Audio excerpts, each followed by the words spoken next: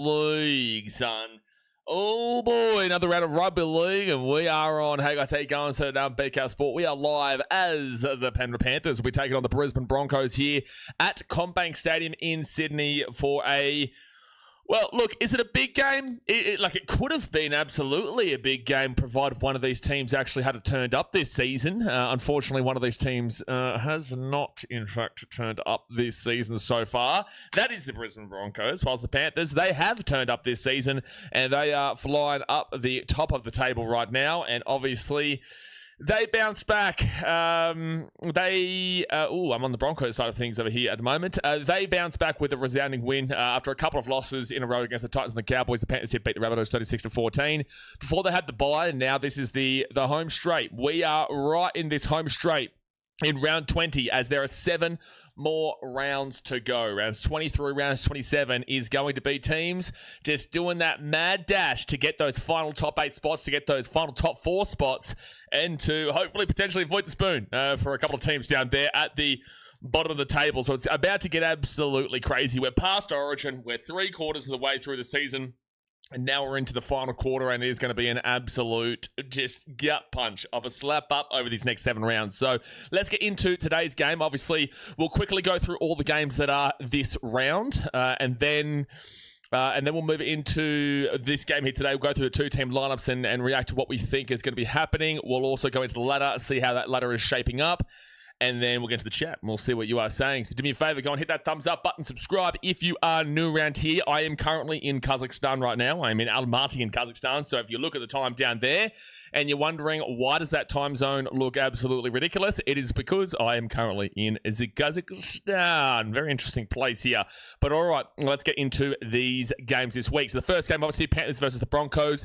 There's not really too much in play for the ladder here in terms of, one team making the top 8 and obviously the other team is on top of the table. There's not really a great deal at play in this game, just besides the fact that in recent years, these two teams have been very good. Now it's just that one of these teams is very good this year. So, yeah, it's just a little bit of Thursday night footy to kind of well-establish the Panthers at the top of the table, or maybe give the Broncos fans a slight little chance, a slight little hope of going essentially just every game with a win for the rest of this season. But ultimately, they are done. And now we go to tomorrow, 2 games. We've got the Sharkies taking on the Knights, 4th versus 5th action there. A massive game. Obviously, Sharkies coming off of a 66-0 win over the Dolphins and really just putting their season back on track on a big-time, massive level. Whilst the Knights, obviously, they're coming off a loss to the Rabbitohs, and that wasn't great there. And there's a little bit of a fraud alert sign over there, Newcastle. A little bit of a fraud alert sign. So... really, really big game there tomorrow, followed by Roosters versus the Storm, which is actually a really, really heavy game as well, because the Roosters are fighting to keep their top 4 chances alive here. Like, they're in 3rd position, and they're in, the prime time spot to finish in the top 4, and to finish in the top 2, obviously top 3, but... the Storm are playing for their life right now. They're in 10th position, and they need to win their games. They just need to keep on winning to put themselves back into, some form of a chance to get into the top 8 and do what the Panthers did last year, despite having that 7 games in a row losing streak after round 2, from round 3 to whatever it was, round 9, round 10. It was just an amazing time to see what the Storm had fallen off into, but they are in with a chance right now, so they need to win that game. Roosters don't need to win it, but with that being said, they do need to win to be in the top 4. They only need 2 more wins to guarantee themselves in the top 8 by the end of the season, so really big game tomorrow night between the Roosters and the Storm.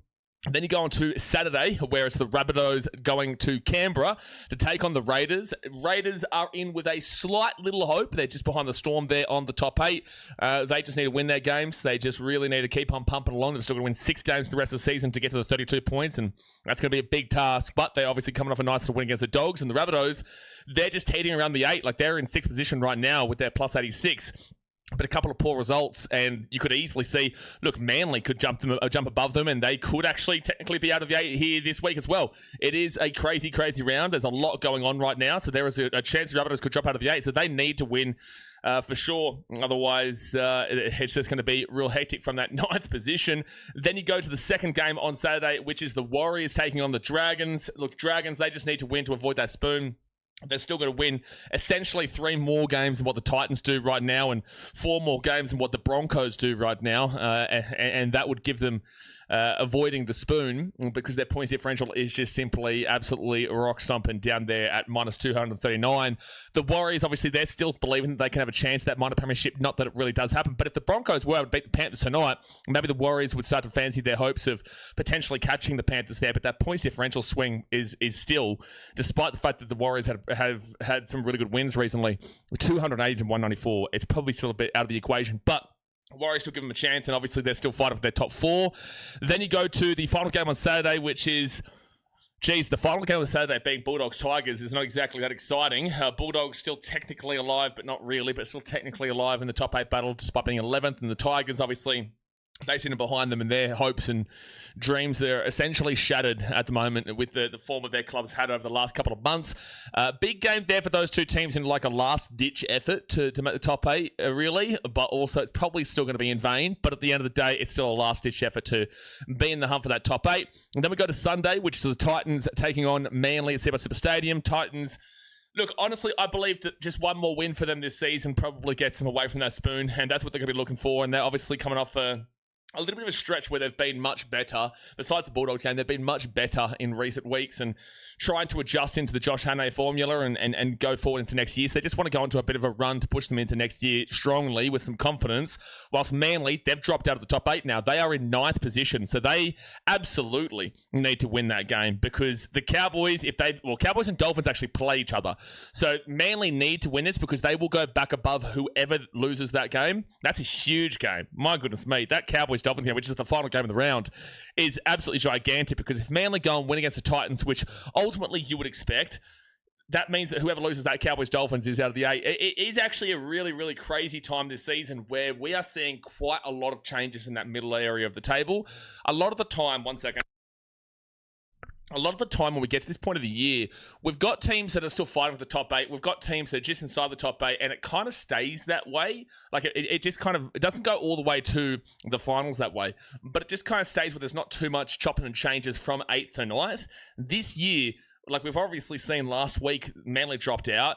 We've also seen Cowboys out of it. And then this week, if Manly won, then no matter what, one of the Cowboys or the Dolphins would be out of it. And that's crazy to say in terms of the Dolphins who, you know, just before that game against the Sharkies last week, you just wouldn't have thought that the Dolphins were going to have this much of a dramatic fall-off. But it's entirely possible that if Manly win and the Dolphins lose to the Cowboys, that the Dolphins have gone from a top 3 position all the way down to 9th position in a matter of a couple of weeks. So that's a huge, huge game to finish off. Well, it's a massive Sunday. It's just a huge Sunday. It's an early start for me, 9 a.m. game. So I'll be live at about 8 a.m. there for me, which is super strange. I feel like I'm back in India when I was on that early time slot. But yeah, Sunday is a massive, massive day of top 8, you know, battling in the NRL. And then obviously the bye is the Parramatta Squeals. The Parramatta Eels, they are very, very glad they're going to get that bye. They will, for the time being, go above the Bronx, and it means the Titans can't catch them despite having a better points differential than them. But that's the round incoming. We've got some big games. We've also got some, you know, games. Titans Manly should be decent. Dolphins Cowboys should be a cracker. You've also got Raiders Rabbitohs could be interesting. Roosters Storm is a belter. Sharks Knights a belter, and then obviously tonight's game is, we'll see how it goes. we will see how it goes here. But all right, let's get into this game here today between the Panthers and the Broncos. Panthers first, Broncos 14th. This is at CommBank Stadium in Sydney. Now, a lot of ins for both these teams here. Casey McLean, Isaiah Yeo, Isaiah Papali'i, Liam Martin, and Nathan Cleary are in for the Panthers, with the outs being Jack Cogger, Kalani Leiloi going, Lou Rompatea, Sione Whanua, and Zachary Clark being out. The fullback is Dylan Edwards, with the wingers being Thomas Jenkins and Brian To'o. Centers of Paul Alamotti and Casey McLean. The 5'8" is Blaise Talungi, with the halfback being Nathan Cleary, who is the captain. Front row forwards are Moses Leota and Lindsay Smith, with the number 9 being Freddie Lussick. Back row is Isaiah Papali'i and Liam Martin, with the 13 being Isaiah Yeo. Interchange of Jack Cole, Scott Sorensen, Liam Henry, Billy Phillips, Isaac Tango, and Billy Scott, with the coach being Ivan Cleary. The Panthers, obviously, they did have a little bit of a slip-up just before that Rabbitohs game. They had the bye last week. Before that, they beat the Rabbitohs 36-14, but that was a bouncing back into form game because they did lose to the Cowboys 26-12, which was crazy. What was even more crazy is they lost to the Titans 19-18. Now, this was with a Origin-less Panthers team that they chose to do. It wasn't the game beforehand, it was the game after, so they chose to miss those Origin plays out. But the issue is that that team still beat the Warriors about a month prior, 3 weeks prior, when they decided to rest their players and still found a way to win that game. So it was a big, surprising loss there to the Titans, where they just didn't come up clutch in the right moment. The Titans showed their defense. Before that, there was a bye. Obviously, they beat the Tigers 68-0. You go back to that Warriors game, 20-18 there. The bye, 28-6 Dragons, 30-18 Raiders and whatnot. Long story short, we can go through their form, and you can see throughout the season, they have won a lot more games than they've lost. Let's put it that way. They've only lost 3 games this season, and they've actually not lost a single game at home this year, which is obviously, this is a home game for them tonight. But they're 7-0 at home, which is CommBank, which is not technically their home, but it is technically their home for this year. Obviously, I don't know if it's next year or the year after they're going to be back in Penrith Stadium. Maybe somebody here can let us know who's a Penrith fan or from out that way. When do Penrith actually go back? Because I know their stadium is being rebuilt at the moment, and I've been seeing that for a while now. I was at the last game, actually, in 2024. Well, the last regular season game in 2024, so... Surely it's next year. I don't know. Surely it's next year, but I'm really not too sure. So let us know in the chat there. Look, this Panthers team, obviously you're going to be fancying them to win this game, and you're going to fancy them to win by a country mile with the way that the form has been going for both of these two teams. Obviously, that was a good win for the Panthers a couple of weeks ago against the Rabbitohs, and they did look a lot better in that game. I don't even think Nathan Cleary played in that game. No, the Origin players would have been out because that was prior to Origin 3, I think it might have been. So, of course, it has to be because you've got all the Origin players coming back in. McLean, Isaiah Yeo, Papa Lee, Liam Martin, and Nathan Cleary. So they had a good win there. I think this is the time of the season that the Panthers are going to really re-establish themselves, and this is a tough time for the Broncos to go up against them because the Broncos are obviously trying to salvage whatever they can from this season. It's been a very disappointing year post-premiership. You would have expected a premiership-winning team to go and at least finish in the top 8, but they're down there in the bottom 4 right now, and they'll, after this game here, if they lose, they'll be in the bottom 3, and if the Titans were to go and beat Manly on Sunday, then the Broncos would actually go into second last there. So this is a very important game for them, but the point is that they're not really ultimately playing for much more besides pride. And the Panthers, they're not really playing for an insane amount besides pride as well, because they're guaranteed top 8. They're essentially guaranteed top 4. Well, they're not guaranteed top 4, but they really are. But to be fair, they're only 2 wins above the Knights, the Roosters, and the Warriors. So they're not an insane amount of way. So they do need to still keep establishing themselves and setting that foundation at the top of the table. There is still, 7 more games still to be played. Or is it 8 more games still to be played? I think it is 8 more games. Yeah, because you've got to include round 20, 21, 22, 23, 24, 25, 26, 27. And they don't have a bye for the rest of the season. So yeah, still 8 more games to be played. That means that there's 16 points left for the season. And they're only technically 4 points above the Warriors, the Roosters, and the Knights once they get their third bye. Right? And it's crazy to say that about Newcastle. Like, you're insane. It's actually insane to be sitting here talking about the fact that this Knights team is on 11 wins and are essentially in that top 4. Unless the Sharkies do beat the Knights this week, then the Sharks are the ones who are actually in that top 4 on points differential because, they'd be 2 points clear of them, but the Knights have a bye. But the point is that the Panthers have a good enough team to win here. So there's not even too much point talking through their players because you guys know full well what this team can do. They're getting their players back in. Nathan Cleary, full of confidence. He's surely just going to come in and dominate this game here today. The wingers have just been incredible, specifically Thomas Jenkins. Obviously, Brian To'o hasn't been great this year. That's because they've really been focusing down Jenkins' side. Brian To'o's got a point to prove right now since he's been dropped from Origin 3. He would be absolutely spewing. So he's got a point to prove, and he's going to really want to demand a lot more of the ball because I feel like his form has ultimately come down to the fact that he's not a necessity of the Panthers anymore. He is a massive option. And if you look through his career, one of the best wingers of all time, he will go down as one of them. People will talk about Brian To'o alongside the likes of some of the great wingers that we've seen. He's won multiple premierships. They may go and win it again here.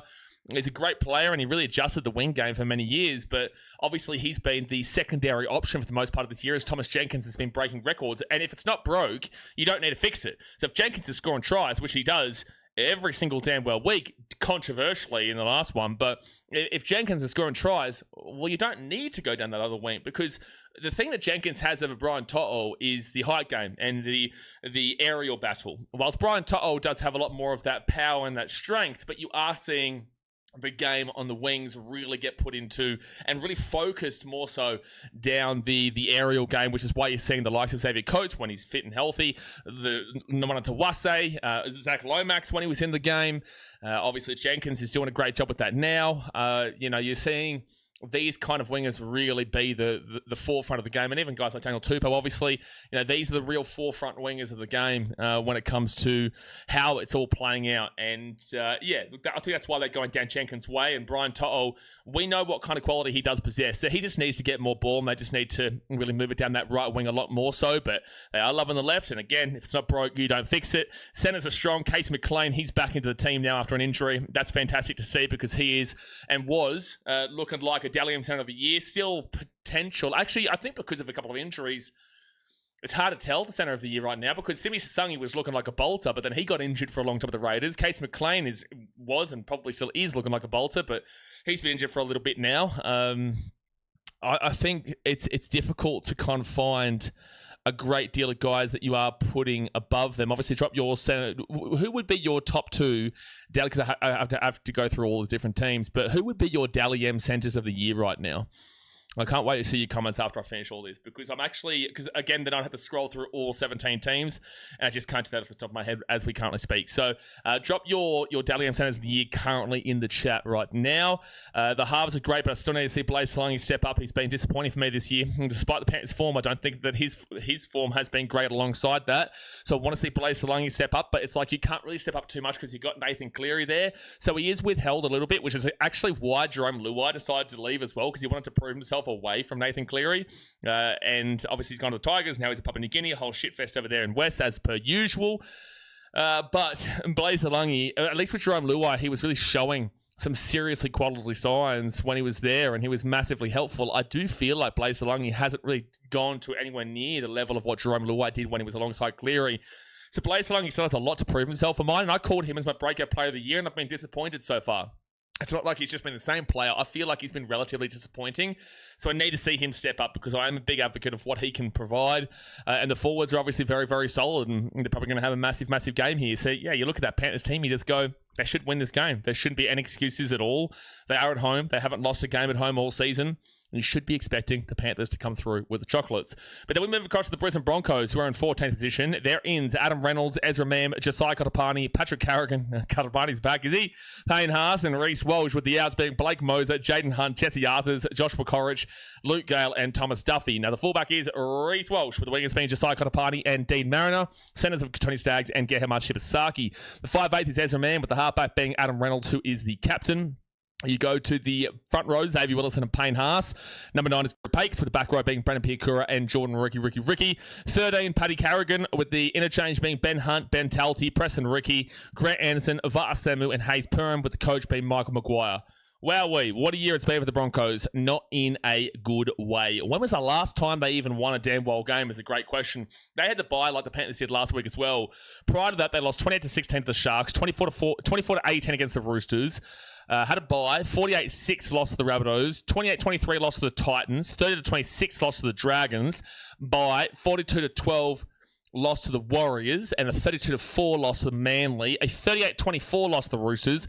Their last win, the Broncos' last win this year as defending premiers, came all the way back in 24th of April. It is currently the 16th of July.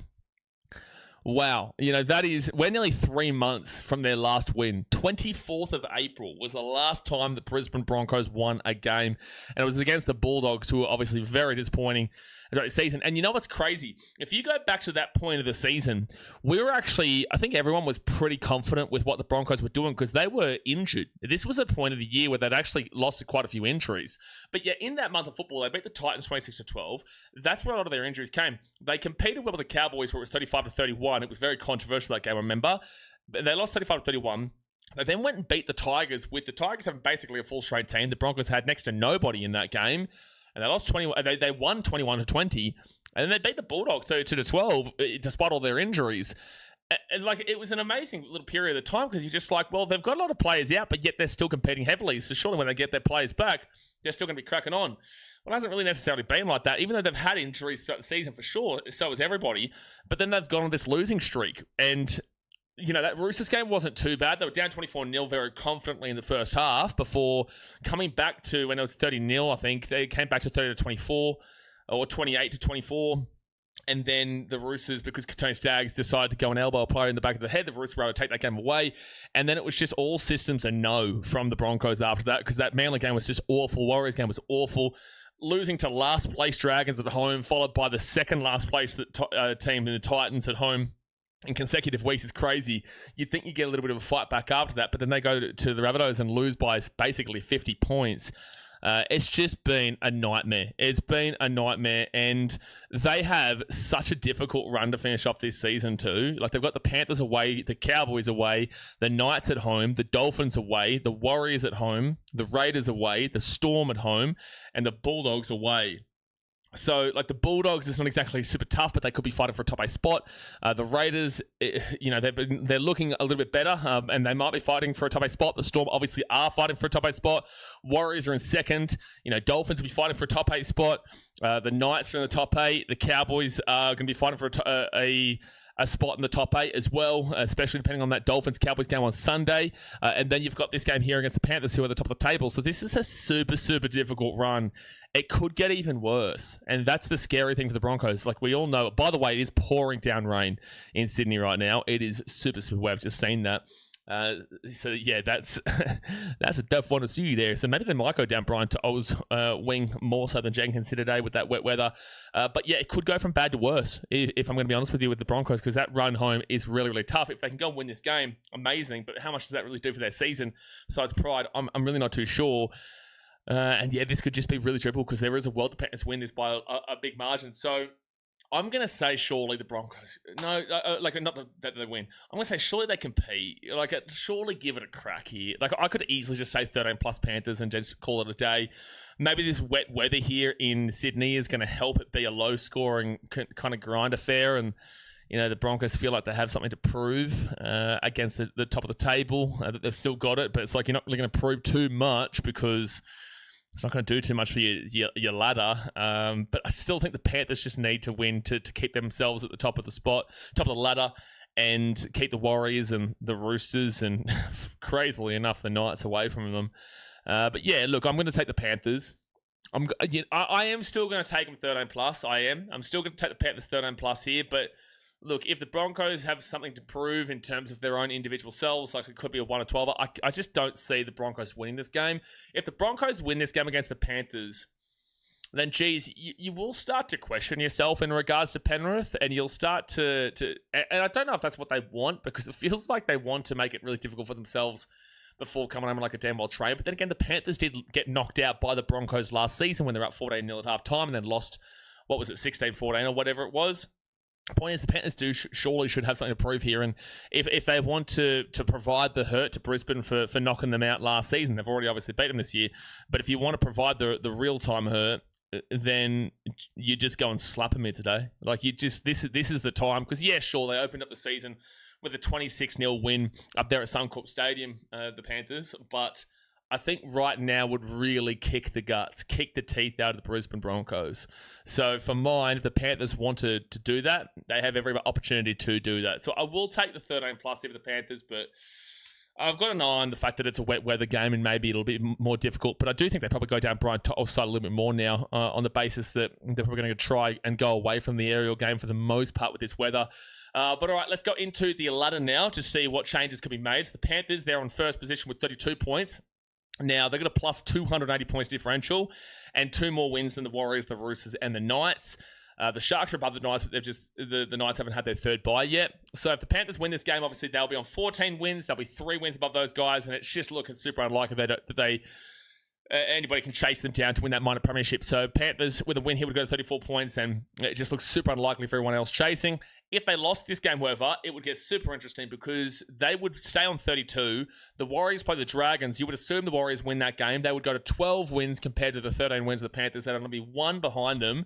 Points differential is a big thing, but they'd only be 1 behind them. And I think they do play each other again, don't they? I think the Panthers do play the Warriors either next week or the week after over there in Auckland. So the Panthers play the Eels next week.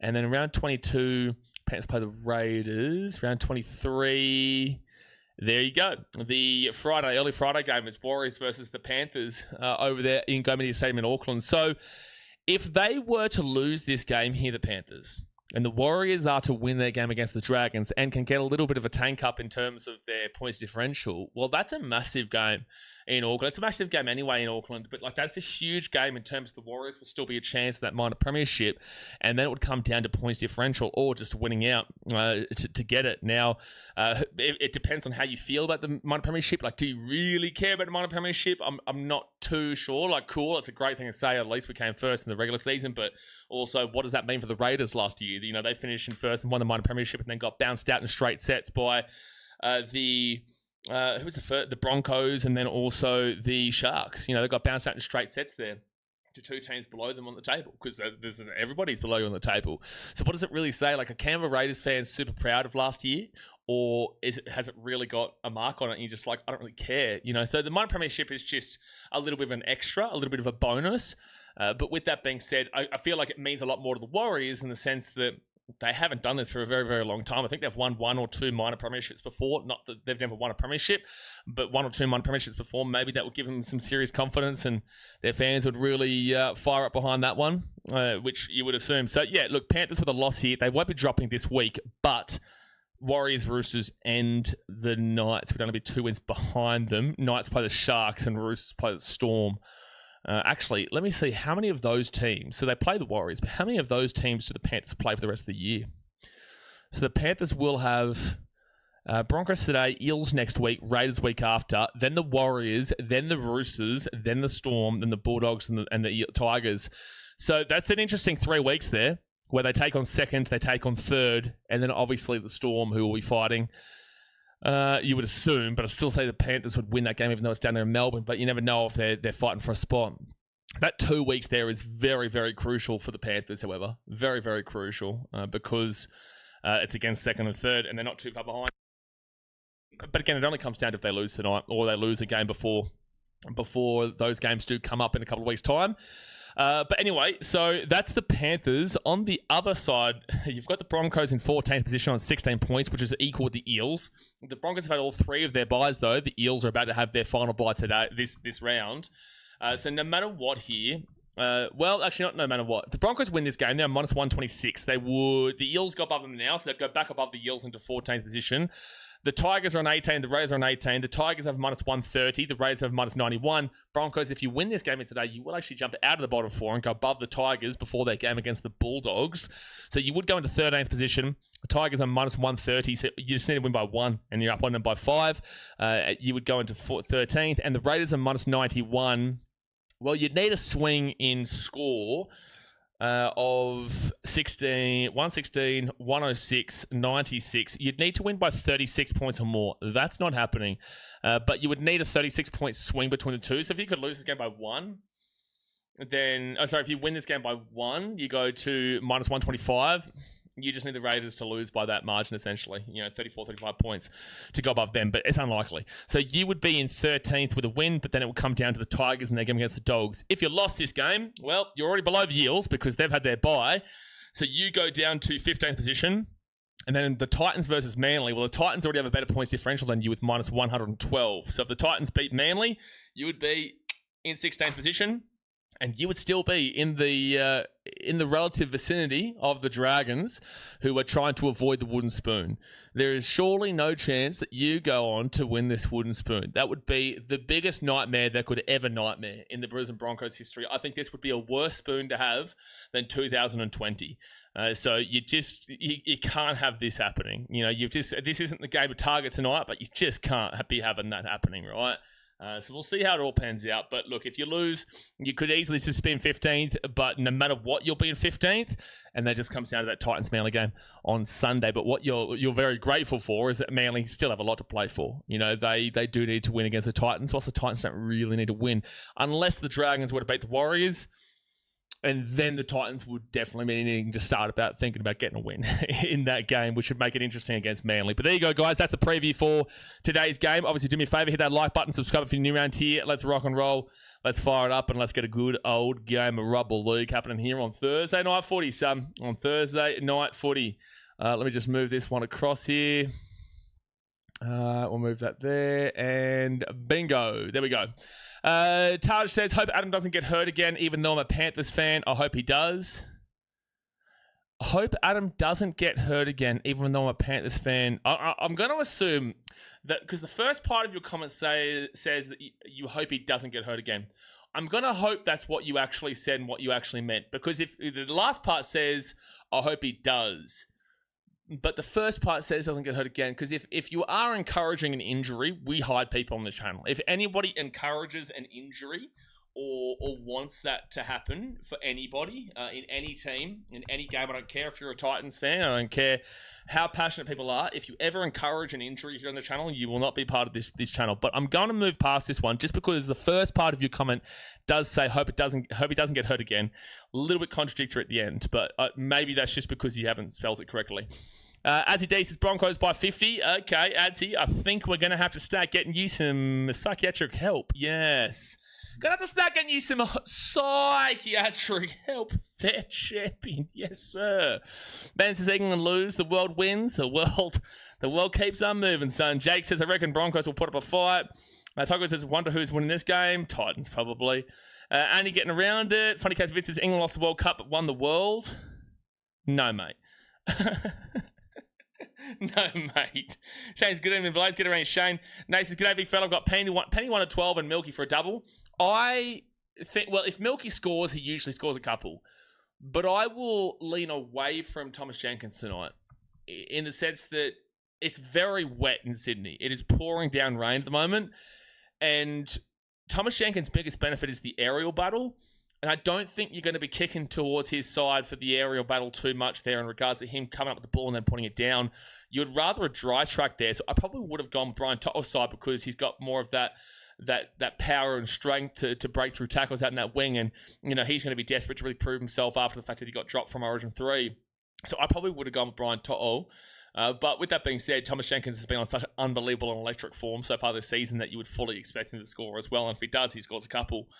Rage Uncage's Panthers would have loved to put the nail in the coffin with the Broncos' chances this year after having their run cut short by them last year. Sure, but okay, I will grant that it's a nail in the coffin, but they're already in the coffin. Like, it's already done for the Broncos. They're not making it top 8, man. Like, when you look at the table, the Broncos are on 5 wins. Now, you need to get to 32 points to guarantee you, well, not even guarantee this year, but to get into the top 8. 32 points is what you typically need to see. The Broncos are on 16 with 5 wins. That means that you need to have 13 wins, because obviously you get your 3 buys. They've already had their 3 buys. So another 8 wins would put them into 32 points. Now, there's only 8 rounds to go here. So that means that the Broncos would need to win every single game for the rest of the season. And we saw how tough their schedule was to just get a sniff of the 8.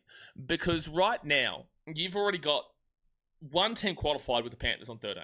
The Warriors, the Roosters, and the Knights only need 2 more wins in the rest of the season. The Sharks, the Dolphins, the Cowboys only need 3 more wins out of these last 8 games. But then again, a couple of teams have a bye. The Knights and Dolphins have a bye, so they only have 7 games to go, but they need 3 out of 7. The Rabbitohs are on 9, and Manly are on 9, so they need 4 more wins for this season. It's just too much. Like, right now, you could still see the 8 actually even be at 34. I don't necessarily believe that's to be the case. I think it probably will finish at 32. But the Broncos aren't winning 8 out of the next 8. It's just not happening.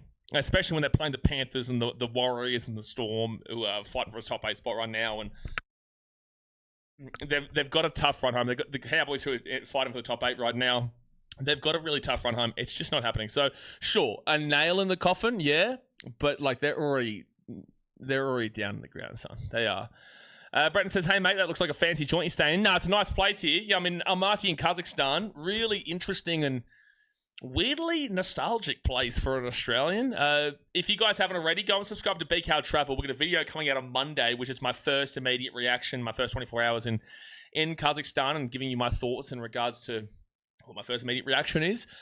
It's going to be a very interesting video because it's such a difficult place to explain. I've only been here for a day now, but there's just so many kind of weird emotions that it kind of draws out of you being in this place. It's a really cool place, and the people here are amazing. So no, this is a nice little apartment I'm staying in Almaty at the moment, and I look out my window and I can see the mountains. They're not snow-capped right now because it's summer over here, but I can see the mountains. It's just beautiful. It is absolutely beautiful. I'm looking forward to experiencing it a lot more. So yeah, definitely go subscribe to BKR Travel, because there's going to be once per week video coming out there from my travels, obviously. Let's move this down. G says Broncos aren't making the 8. They're not making the 8, mate. Sean Nakora says Titans. Yeah, can't wait to see them absolutely demolish Manly, because they haven't lost a game ever. So, it's just unbelievable stuff. Chelsea says, are you in a different time zone? Yes, I'm in Kazakhstan now. Ben says, wow, we Finns be out of the 8 if Manly wins and they lose this week. Goodness me. Yep, if Manly win and the Dolphins lose, the Dolphins are out of the 8 this week. Just Poker says, just how come you travel a lot? Because I can do what I want. That's why. I'm actually going to be in the mountains, not next week, but the week after. I'm going rural. So I'll be relatively uncontactable from Monday to Wednesday, which you can obviously know goes down well with my mum. So, yeah, there's no real address or anything like that. I'm going off into the mountains, which will be really cool here in the region, which is on the border of Kyrgyzstan. But yeah, that'll be super cool. But that's in about 2 weeks' time now. Just bogus. Oh, that's right. Jack Attackers Broncos are cooked. Yes, they are. Jesus, do you see the Storm making the top 8? I don't know if I can see them making the top 8, but they're going to give it a solid push, because you've got to realise, if the Storm beat the Roosters this week, and I don't think the Storm are out of the equation, but I also could see a Storm versus Roosters result that emulates similar to what we saw from the Storm versus Manly game, where the Storm can, just get over the line there against the Titans, but will get pumped against a better team. I could easily see that happening. If the Storm are to beat the Roosters, they're equal with Rabbitohs. They're equal with Rabbitohs, who are in 6th position. Their points differential is not that great, though, at -2. But still better than the Cowboys. They've still got a bye to come too. So they're on 8 wins. They need 5 more wins out of their remaining 7 games, because they've got a bye still to come. So the bye is a disadvantage. People don't realise this. The bye is a disadvantage for a team like the Storm at this point of the season, because it means they've reduced 1 game.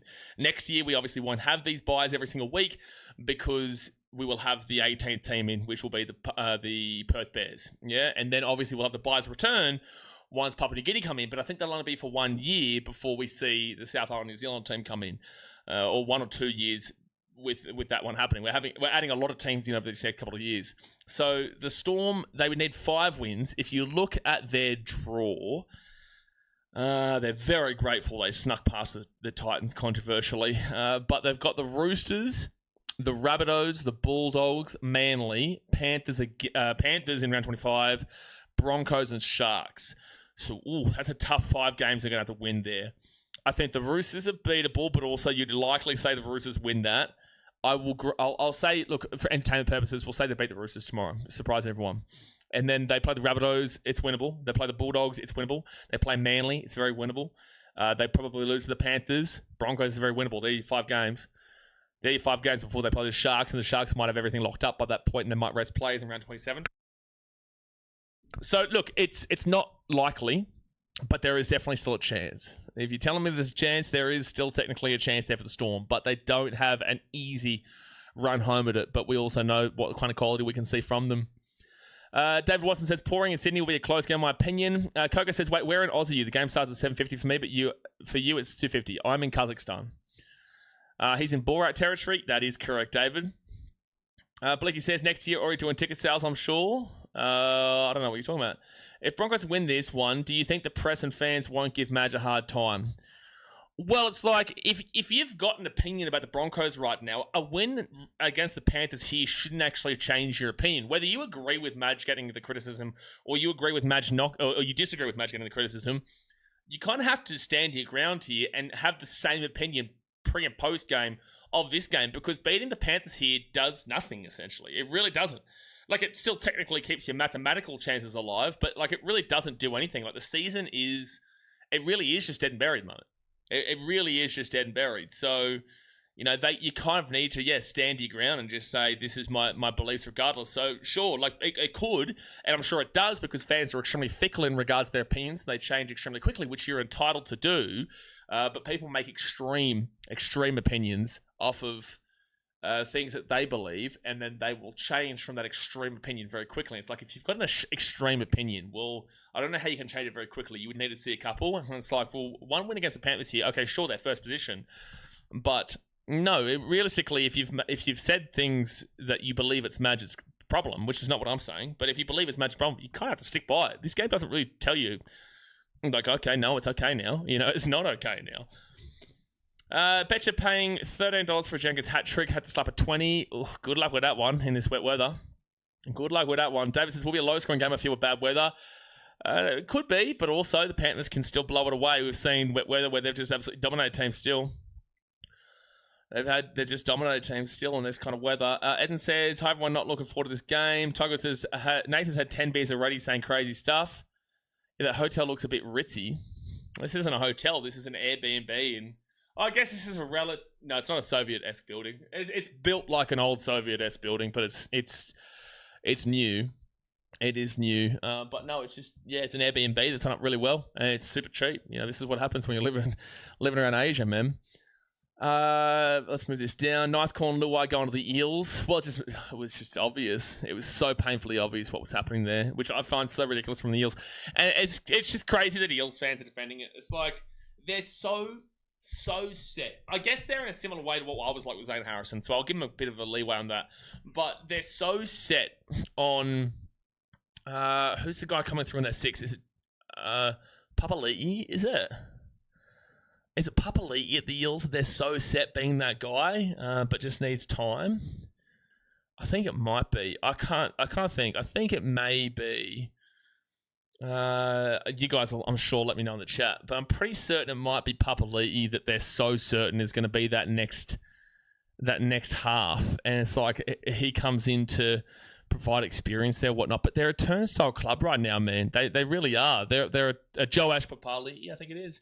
They're a turnstile club where they're getting loan players in, and it's like they're two polar opposite loan players too. So what you've done is you've gone and signed Jonah Pezzett for a loan, who then goes to the Broncos next year. It's not technically a loan. He's off contract, but obviously they just bring him in for 1 year, which is essentially a loan.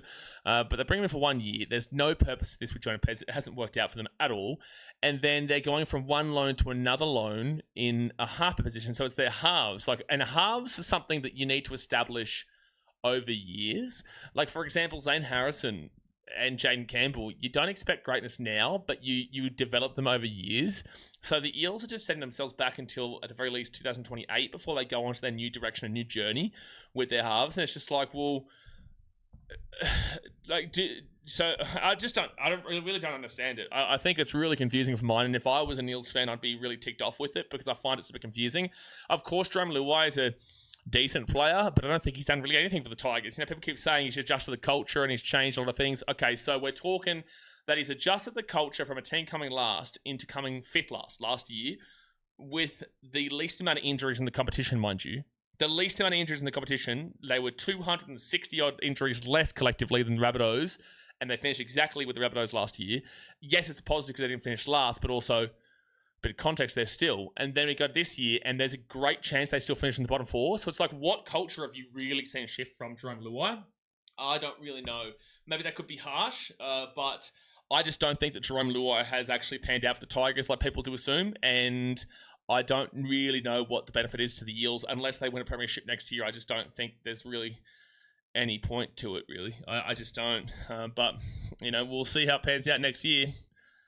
I blame that shite pretentious new Broncos logo. It's cursed. Chuck says, I'm not telling you what folk told me. I don't know what's happening there. And he says, the taxman heading over to tax-free land in 28, bloody Blowmax. Blowmax is a great name for him. Let's move this down. Sean says, who's your team? I support the greatest team of all time. The team on top of the ladder, mate. The team on top of the ladder. I'm just scrolling down past a few of these comments. Geez, there's quite a few here. Okay, there we go. Let's move that little bad boy down. Nuggets says, first time watching you, brother. Just subscribe. Get around your Nuggets. Appreciate for tuning in. Appreciate you for tuning in, man. Big game. You've got Nuggets and Zeds. I'm assuming you're a Warriors fan. Well, it's not a massive game for you guys this week, but also could be a massive score. But the Dragons have been better recently. If the Panthers lose this game here today, well, it gives you still a chance of that minor premiership, which would be nice. It's not like it's super important, but it would be nice. It would be nice for you, considering besides the last couple of years, 2024 wasn't great, but outside of that, it's been a pretty good couple of years. Just haven't been able to really put it on to the into the big deal, into the grand final. Sports Music Guide says 1 in 2002, but because of Bulldogs salary cap. Oh, okay, fair enough. Oh, okay, yeah, because of the Bulldogs salary cap. So this is maybe a controversial take, but it's not really down to you guys where you got it. It's more to another team doing something bad. I know Warriors fans wouldn't like that. So if you took away that one minor premiership, the Warriors have actually won nothing ever. That's a crazy thought process because they've never won a premiership, they've never won a wooden spoon, and without the Bulldogs doing the salary cap, then you actually wouldn't have had a minor premiership as well. That'd be crazy to say. You could still make the argument for it if you really want to. You could. But it's like the asterisk that's like the Storm came last in 2010, but it's because they cheated the salary cap. David says this would have to be Broncos' best team on paper all year. I would agree, but also, yeah, they haven't had too much time alongside each other. Blaze on the wines. No, just Coke Zero, man. It's just Coke Zero in a nice little glass. Out of the current top 9 teams, who will drop out of the 8? I'm thinking Dolphins. Jeez. I'm not willing to write them off because of one really, really bad result. I can say they're not winning the premiership, but I'm not writing them off because of that one really bad result. I am really not convinced on Manly right now even making it. I could definitely see the Storm. If there's anybody who's going to miss out, it's probably the Cowboys. It's probably the Cowboys. I don't think the Rabbitohs are certainties, but the Rabbitohs probably surely make it. It'd come down to the Cowboys. I can't see the teams above the Rabbitohs really going out.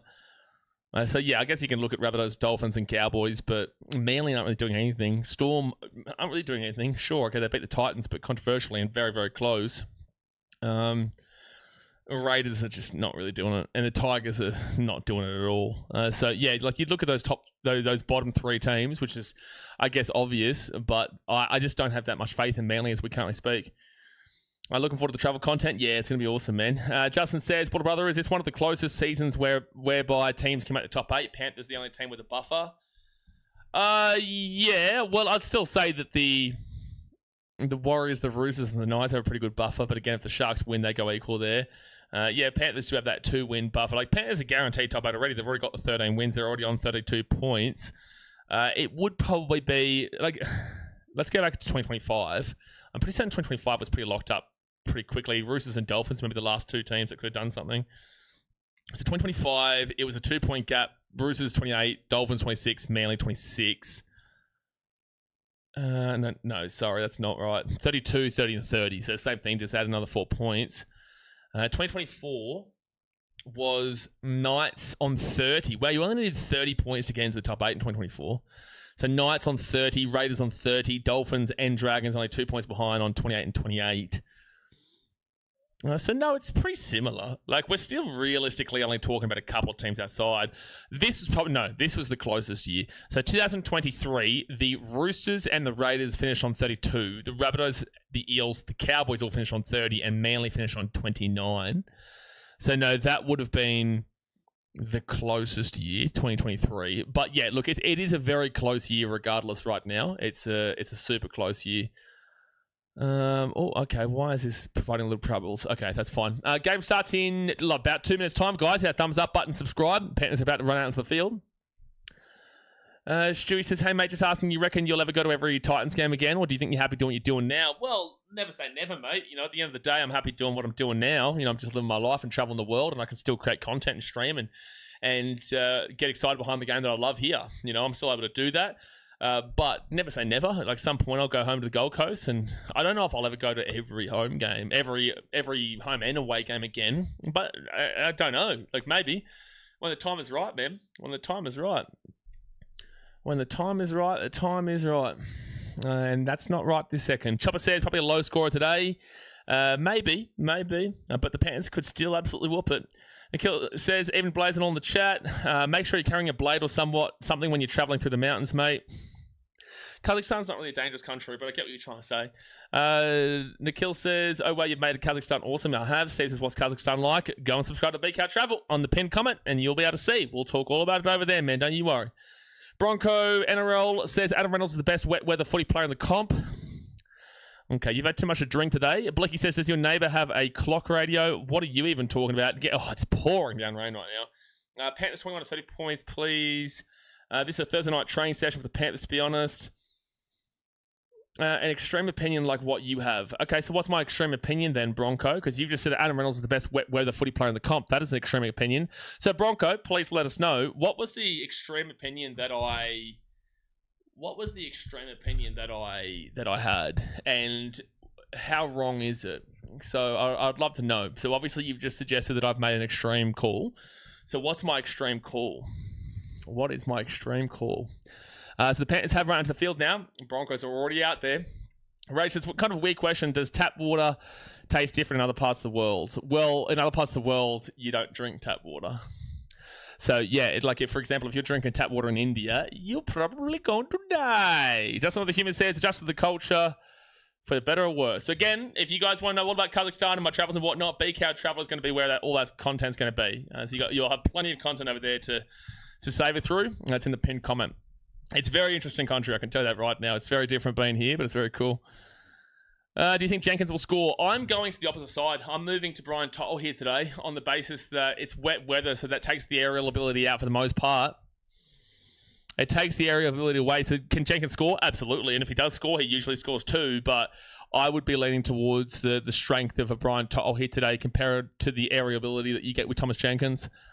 But all right, the Broncos are going to be the ones to kick this ball off in 5, 4, 3, 2, 1. And it will be Broncos punching this ball down here to the 5, where Watchalong gets it and gives it off here to Lindsay Smith, who brings out the 15 on first tackle. Obviously, hit that thumbs up button, subscribe if you're new around here. It is pouring down rain right now.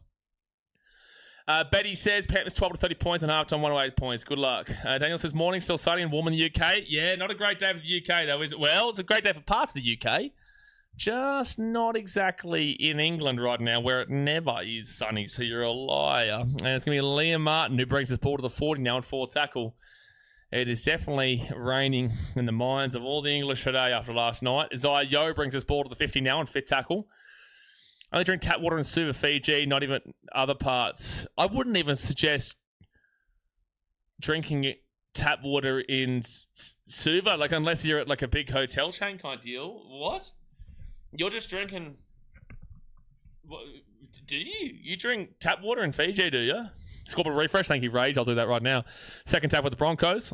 Let me just refresh this live score, son. Refresh the old live score.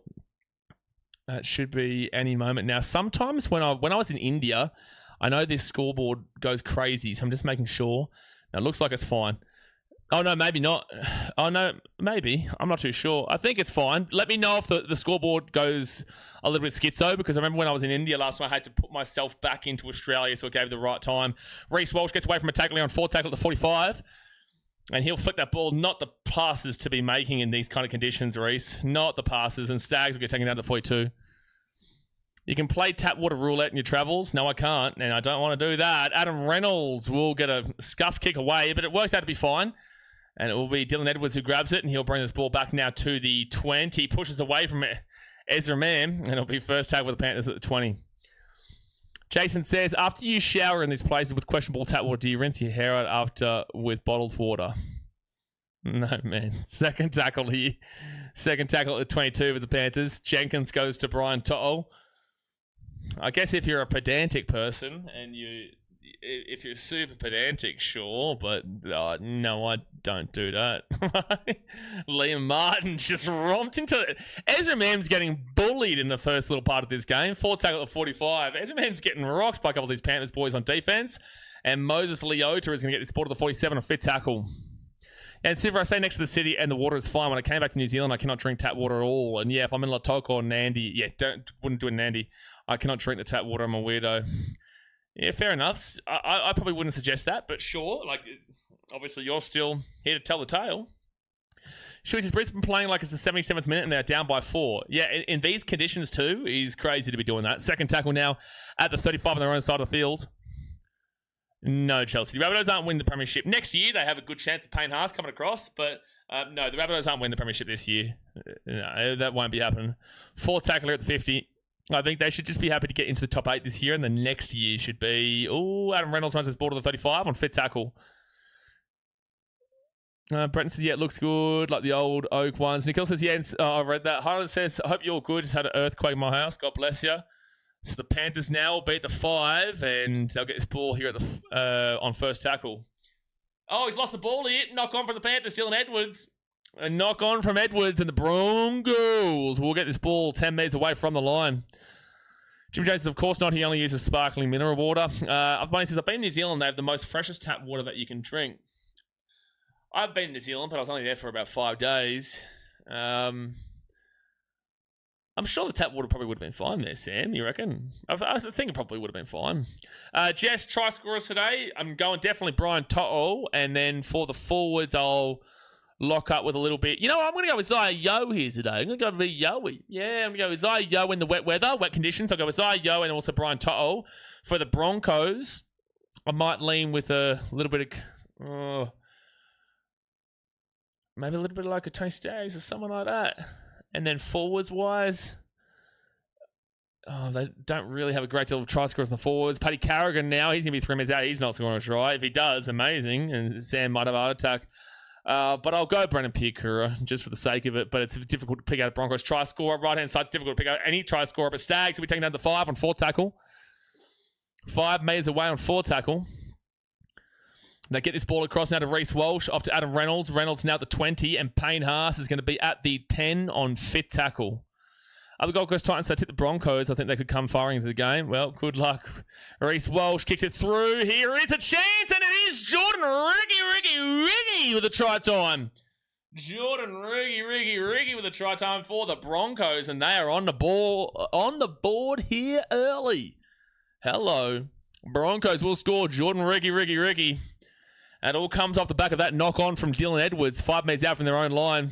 Ricky Bobby. He is over. He just gets past Case McLean there, and the ball bounced up perfectly there for Jordan Ricky. And who kicks this ball through here? It is going to be Reece Walsh with the kick. Nice little kick there from Reece. Reece's piece bounces up nicely. And it's actually really nice that Jordan Ricky caught that ball because obviously it is super wet and that could have easily bounced away from him, but it will be 4-0. All the women in Southeast Queensland go wild. Stewie says, still feels weird seeing Penrith playing at CommBank.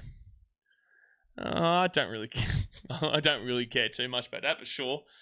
Little Chunky says, I think Nathan will get a try and Walsh might get one. All right, we'll see. I'm sure that kind of just means that you're a bit of a fanboy of those two guys because I feel like you're just going for the 2 star players here, man. But maybe, like, it could happen. But they are 2 of the star players. You haven't really gone too niche there. I saw one of them Bear Grylls shows where they had to drink brown water they found. All those participants said they never taking tap water for granted again. Wasn't Bear Grylls proven that like a lot of his content was fake? I think it might have been because he used to be the thing back in the day. Oh, wow. Reynolds missed the kick. That should have been got. So it's 4-0 here. How has he missed that one? How has he missed that one? I thought that we had someone in the chat say that Adam Reynolds is the best wet weather footy player in the entire competition. Well, he's just missed a kick from a really easy range for NRL quality kickers. Drinking tap water anywhere is a risk. How clean can the pipes be in a 30-year-old house anyway? Yeah, look, I don't really drink tap water. I did when I was younger. But obviously, the older I grew, I can afford to get a bottle of water. I just go buy bottles of water, man. Chelsea says, just like he missed the 2022 kick. Yeah, but he also made up for it last year with a great kick out of Reynolds against the Panthers in the exact same area where they were able to get through the grand final and then go on to win the grand final, obviously. And now second tackle. Second tackle now for the Broncos, and they'll be at the 30. 7 minutes gone here. Damn, that's gone quickly. Looks like we might have point steal. Yeah, maybe. Broncos, Ezra Mam. He'll be at the 30 on third tackle now.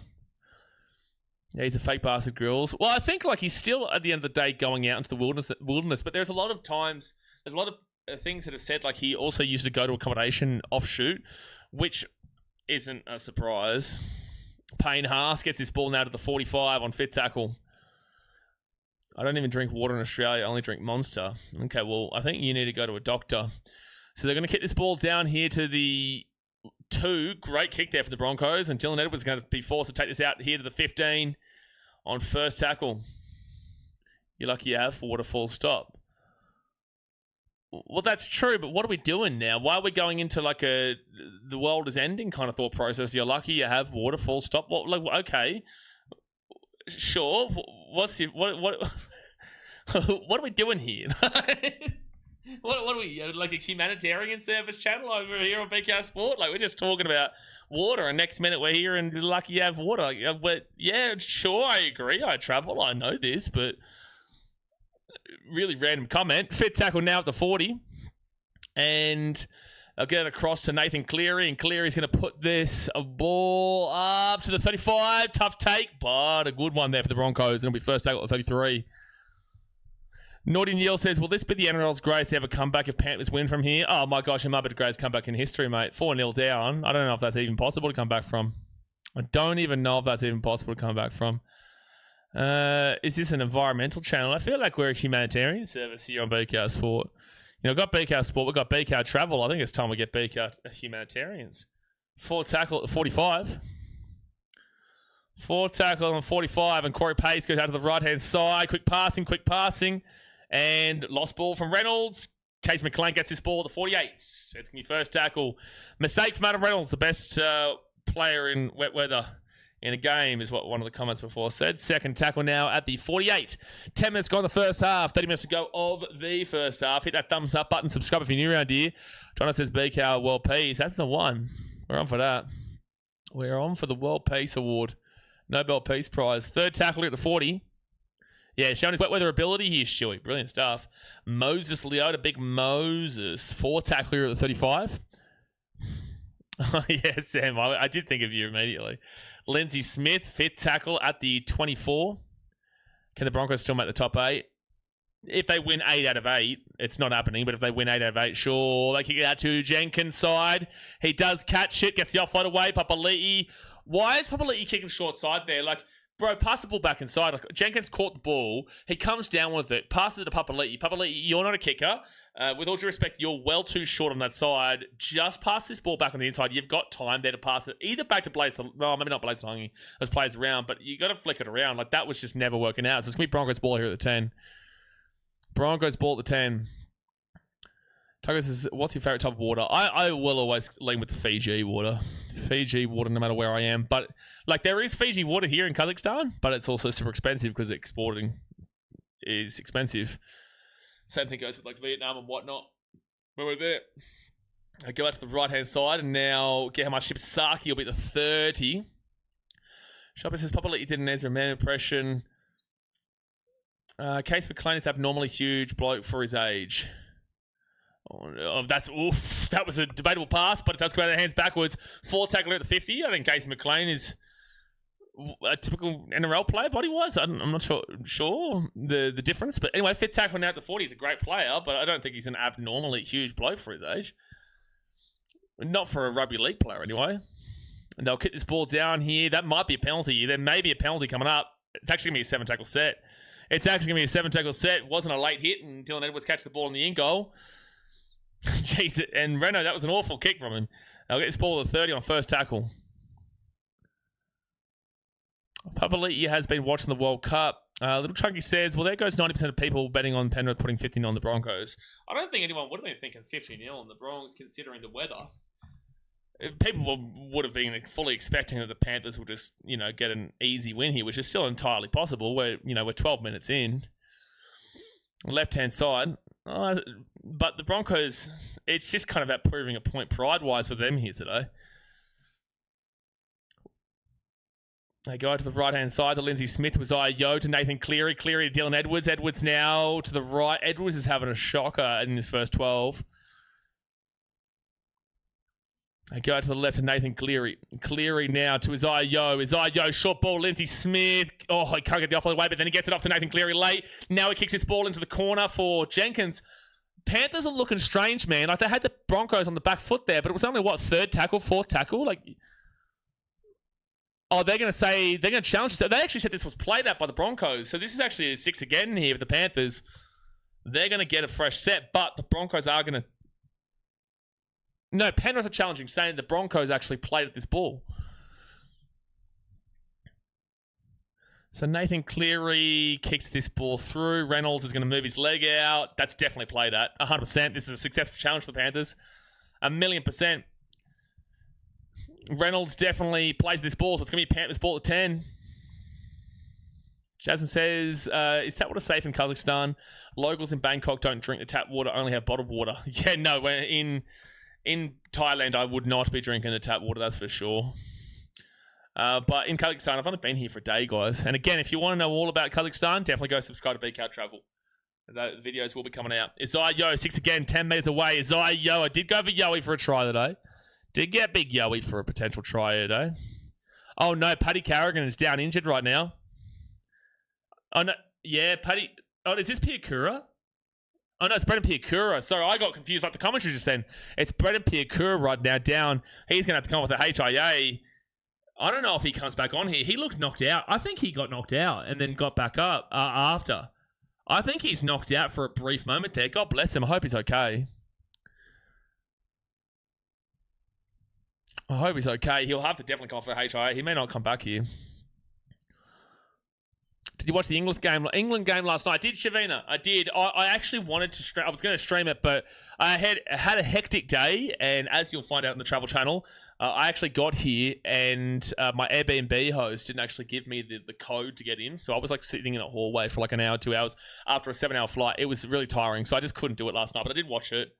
I'll be live for the third place game and also the final.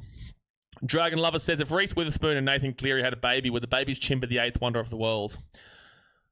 What an incredible comment that is. What an incredible comment. Reese Witherspoon and Nathan Cleary. I just didn't think that I'd be seeing Reese Witherspoon's name on an NRL stream. The second tackle at the 8. They go to the right-hand side here to Nathan Cleary. Cleary now, Dylan Edwards, quick passing. Brian Tuttle, there's your try down the right-hand side. 4-4 with a kick to come. There's your Brian Tuttle try. Like, they try to go down Jenkins' side, but the aerial ability in the wet weather is going to be tough, and Brian Tuttle is going to score the first try of the game here for the Panthers, and it was way too easy here on this right wing. So 4-4 here with a kick to come. 4-4 with the kick to come. Nathan Cleary, Dylan Edwards, Brian Tuttle goes over. Hello. Sam says, anyone but Tuttle, please. Too easy. So much space on that right wing. So much space.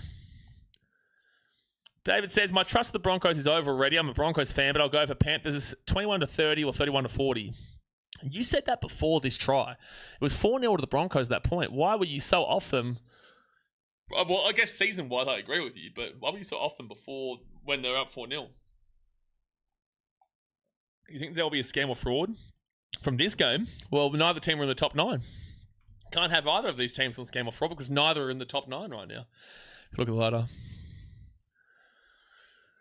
John says, on 98 total career tries. Well, let's see. Hopefully, Sam Jenko, I know that he really wants him to get to 100 total career tries tonight. He would like to get another 2 tries of Brian Tuttle tonight for sure. Huge. So much space for activities. Massive. Jake says, Blaze, you're good at this. You should do it for a living. I'm good at what? What am I good at? Bono Slade says Reese Witherspoon. You mean Reese Walsh? No, he said Reese Witherspoon. I didn't say it. I'm not thinking about Nathan Cleary and Reese. I'm definitely not thinking about Reese Walsh and Nathan Cleary having a baby together. But Nathan Cleary will have a baby with you, Broncos fans, right now as he puts the kick over from the sideline at 6-4. 6-4. Little Chunky's on another planet, that's for sure. Sam says he can score 4 tries tonight. No, I agree with you there, Sam. I agree with you. Mitchell says Broncos are away. How unfair to make them travel that way. It's crazy. To be fair, it is a Thursday night. You would expect them to be at home.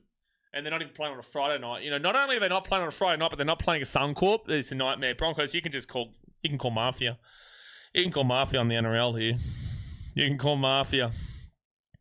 All right, so they'll kick this ball down to Blaze Talangi, where he gives it up to Lindsay Schmidt, and he'll bring it out to the 15 on first tackle. Nick Hill says Legally Blonde. Yes, that is who Reese Witherspoon is. Someone in the chat said Toto and unders is the play. Oh, the unders isn't looking great right now. 6-4 in the first 15 minutes. You know, Edwards made that mistake, and obviously the Broncos made them pay. Well, Adam Reynolds makes that. Adam Reynolds has had a really rough first 15 minutes here, by the way. Really, really rough. Especially considering that comment was trying to tell me I was being extreme by saying that was an extreme of saying that Adam Reynolds is the best in the game in wet weather, which just is not the case at all. Thomas Jenkins now beat the 45 on fit tackle. But, Jake, what are you saying I should do for a living? What is it that you're suggesting I should do for a living? Yeah, they're going to let this ball bounce. Okay, sure. Panthers knock it back. Isaiah Papali'i gets it off to Jenkins. Jenkins kicks his ball through for himself here. Staggs gets it away to Reece Walsh. And now the Broncos will beat the 15 on first tackle. Isaiah Papali'i, can you pass the ball back open side just once in this game? No, it's unfair the Broncos too have to travel outside of Suncorp. The poor bastards, they have it so rough. They have it so rough, mate. They have it so rough. Reece Walsh with a wooden spoon is better than Reece Witherspoon. Listen, mate, Reece Witherspoon is a baddie, all right? In her day, oh my goodness me, Reece Walsh with a wooden spoon. Well, based off the comp before, we're talking Reece Walsh and Spoon and Nathan Cleary. You know, that's getting a little bit interesting. But no, I'm taking Reece Witherspoon over Reece Walsh with a wooden spoon. Yes. So the Broncos now at the 35. I don't think Reece was there in 2020, was he? He came in like 2021 or 2022. When did he come to the Broncos? Was it 2021 or 2022? Edwards now gets his ball to 5 and he brings it out to the 10 to the 15, probably gets out to the 20, and that's, well, he gets out to the 25 on first tackle. He almost got it for the Waz. Well, almost is the key word there. Man, remember when Penrith was 17th? We were in the glory days. Yeah, that was the beginning part of last year. First half of last year. You know, the Storm have been down there this year, but obviously they're slightly turning it around. 2023, fair enough. It was 2023? Or was it his first year when he came across and they got into the grand final? Fourth tackle, go Nathan Cleary here at the 45. Then off to Liam Martin, and Liam Martin with a big run to the 30.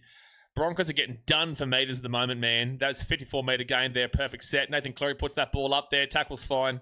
Tackle's fine. Great take by Reece Walsh there at the 13. Fantastic under pressure. First tackle. Reece Walsh drinks dirty water with a spoon. He does do that, yeah. No, well, he didn't get a spoon. He won a premiership, actually. And that's why he needs to start drinking some more toilet water. Because at the moment, their season is just, gosh, done and dusted. And Tony Staggs will be taken down here at the 13 on fourth tackle. Walsh need a cloth to get rid of that chocolate milk at the... What on earth are we doing here? Reece Walsh, yeah, that's gone. Pretty sure I saw a stat last year and it was Brisbane had played like 16 games in Queensland. You know, wouldn't surprise me. Albie Jenkins, who gets back here and gets his ball to 30. Panthers have got the field position, man. They go out to the left-hand side. They've got some space. And he'll be taken down to the 40 on first tackle. And now they'll get this ball out to the 45. The Broncos halves are getting just destroyed defensively today. Blaze Salungi off to Dylan Edwards. And Edwards now will get this ball to the 45 on third tackle. Mitch Kenny. To Blaze Salungi. And oh, jeez, that's a heavy contact with Paddy Carrigan there. Blaze Salungi taken down to the 34. You know, Panthers... Actually, when does Mitch Kenny come back? Can someone tell me when Mitch Kenny is meant to come back for the Panthers? Because he's a big loss for them. And he's been out for like 3 months now. 3-4 months. Nathan Cleary kicks his ball through. That's played at. It's going to be... Oh, no, they're going to say not played at? Oh, really? Really? I think you had plenty of time to avoid that one. But anyway, it's going to be not played at. And then the Panthers will knock the ball on. 2 weeks. So that's a huge, huge get back. So let's have a look at this. Nathan Cleary... Oh, well, he does stop. Xavier Willison did slightly stop there. I would have argued that could have been played at. Was that not played at? I definitely think that was played at. Like, at the end of the day, he tries to, like, stop in the way of the ball, which is playing at the ball. 4 errors for the Panthers so far compared to 1 for the Broncos. They've been making a theme of this lately, Panthers, to be fair. Yeah, no, I definitely think that was played at. And they go out to the left-hand side, and Broncos will be at the 45 on fourth tackle. Quick play there from Corey Pakes and Payne Haas. He'll be at the 45 on fifth tackle now. 20 minutes go in the first half, 20 minutes to go. Hit that thumbs up button, subscribe if you're new around here. Jake, my man, I've been noticing this a little bit recently. Don't try to go for the rage bait tactics, man. You won't last too long here, man. First tackle out to 5. Don't go for the rage bait, bro. That's my best advice to you, my man. Thought he would retire if they lost the Titans. Yeah, well, he did say he would retire if they lost the Titans. Blaze Talangi, he'll bring this ball out here to the 20 on third tackle. 6-game mate says, just look back to see how many losses this so-called champions have had. And the last team the Broncos beat, and it's the ha-ha-ha-ha. The ha-ha team. So for people who don't know, Six Game Mate is a Bulldogs fan, and he calls his own team the ha-ha team. So that's what he's talking about there. DR 6M's Broncos will win. All right, well, we'll see, man. We'll see. It's unlikely. We'll see. And they'll kick this ball down here into the 20 to the 15 of Reese Walsh. These passes in these conditions from Reese Walsh, you are going to knock the ball on at some point. Luckily, Katapani or Dean Mariner picks that one up. Now, Katoni Staggs, he'll get this ball to the 40 on second tackle. And Kilson, I'm just happy to have Thursday footy this week. Yeah, no, Thursday footy this week is great. We're back to the regular schedule now for the next 8 rounds. No changes. What month was the last Broncos win in? I think it was like 26th of April or something like that. 25th of April. 24th of April it might have been. It was the last time the Broncos had a win. 4th tackle out the 40. And Staggs will get it off to Jordan Riggy, who doesn't usually score tries, but he scored a try already today. 5th tackle now at the 28. 5th tackle. Liza Flawless says, hey everyone, it's Eliza Flawless. Yeah, no, we saw that when we saw your first name. But thank you for definitely for letting us know. That's going to be still 5th tackle over the Broncos. They catch it. Shibasaki will be the 10. It's pretty hard to miss that you're Eliza Flawless when your name is quite literally Eliza Flawless. Taylor says, who scored first for the Broncos? It was Jordan Ricky. Jordan Ricky. They're going to challenge us here, the Broncos, and say that Brian To'o knocked this ball on, and I think he probably does. This is the Broncos, the best rating premiers. Might be the worst. Might be just the worst, Olivia. They're getting close to being the worst. I think Brian To'o surely touches this. Oh, definitely. It doesn't even touch the Bronco. It didn't even touch Xavier Willison. It didn't even touch Xavier Willison. That's crazy. It wasn't even close. Jerry says, what you eating while in Kazakh? Again, bro, Kazakhstan questions, BKR travel. BKR travel, pin comment. We're not going to be talking about it all the time over here. So BKR travel, that's for all the travel content with Kazakhstan and Kyrgyzstan and Uzbekistan and the likes.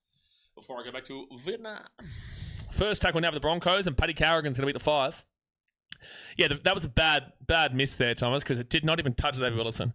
So they got Adam Reynolds. He'll be the 15, gives it off to Jordan Riggy, and he'll be at the 10 on second tackle.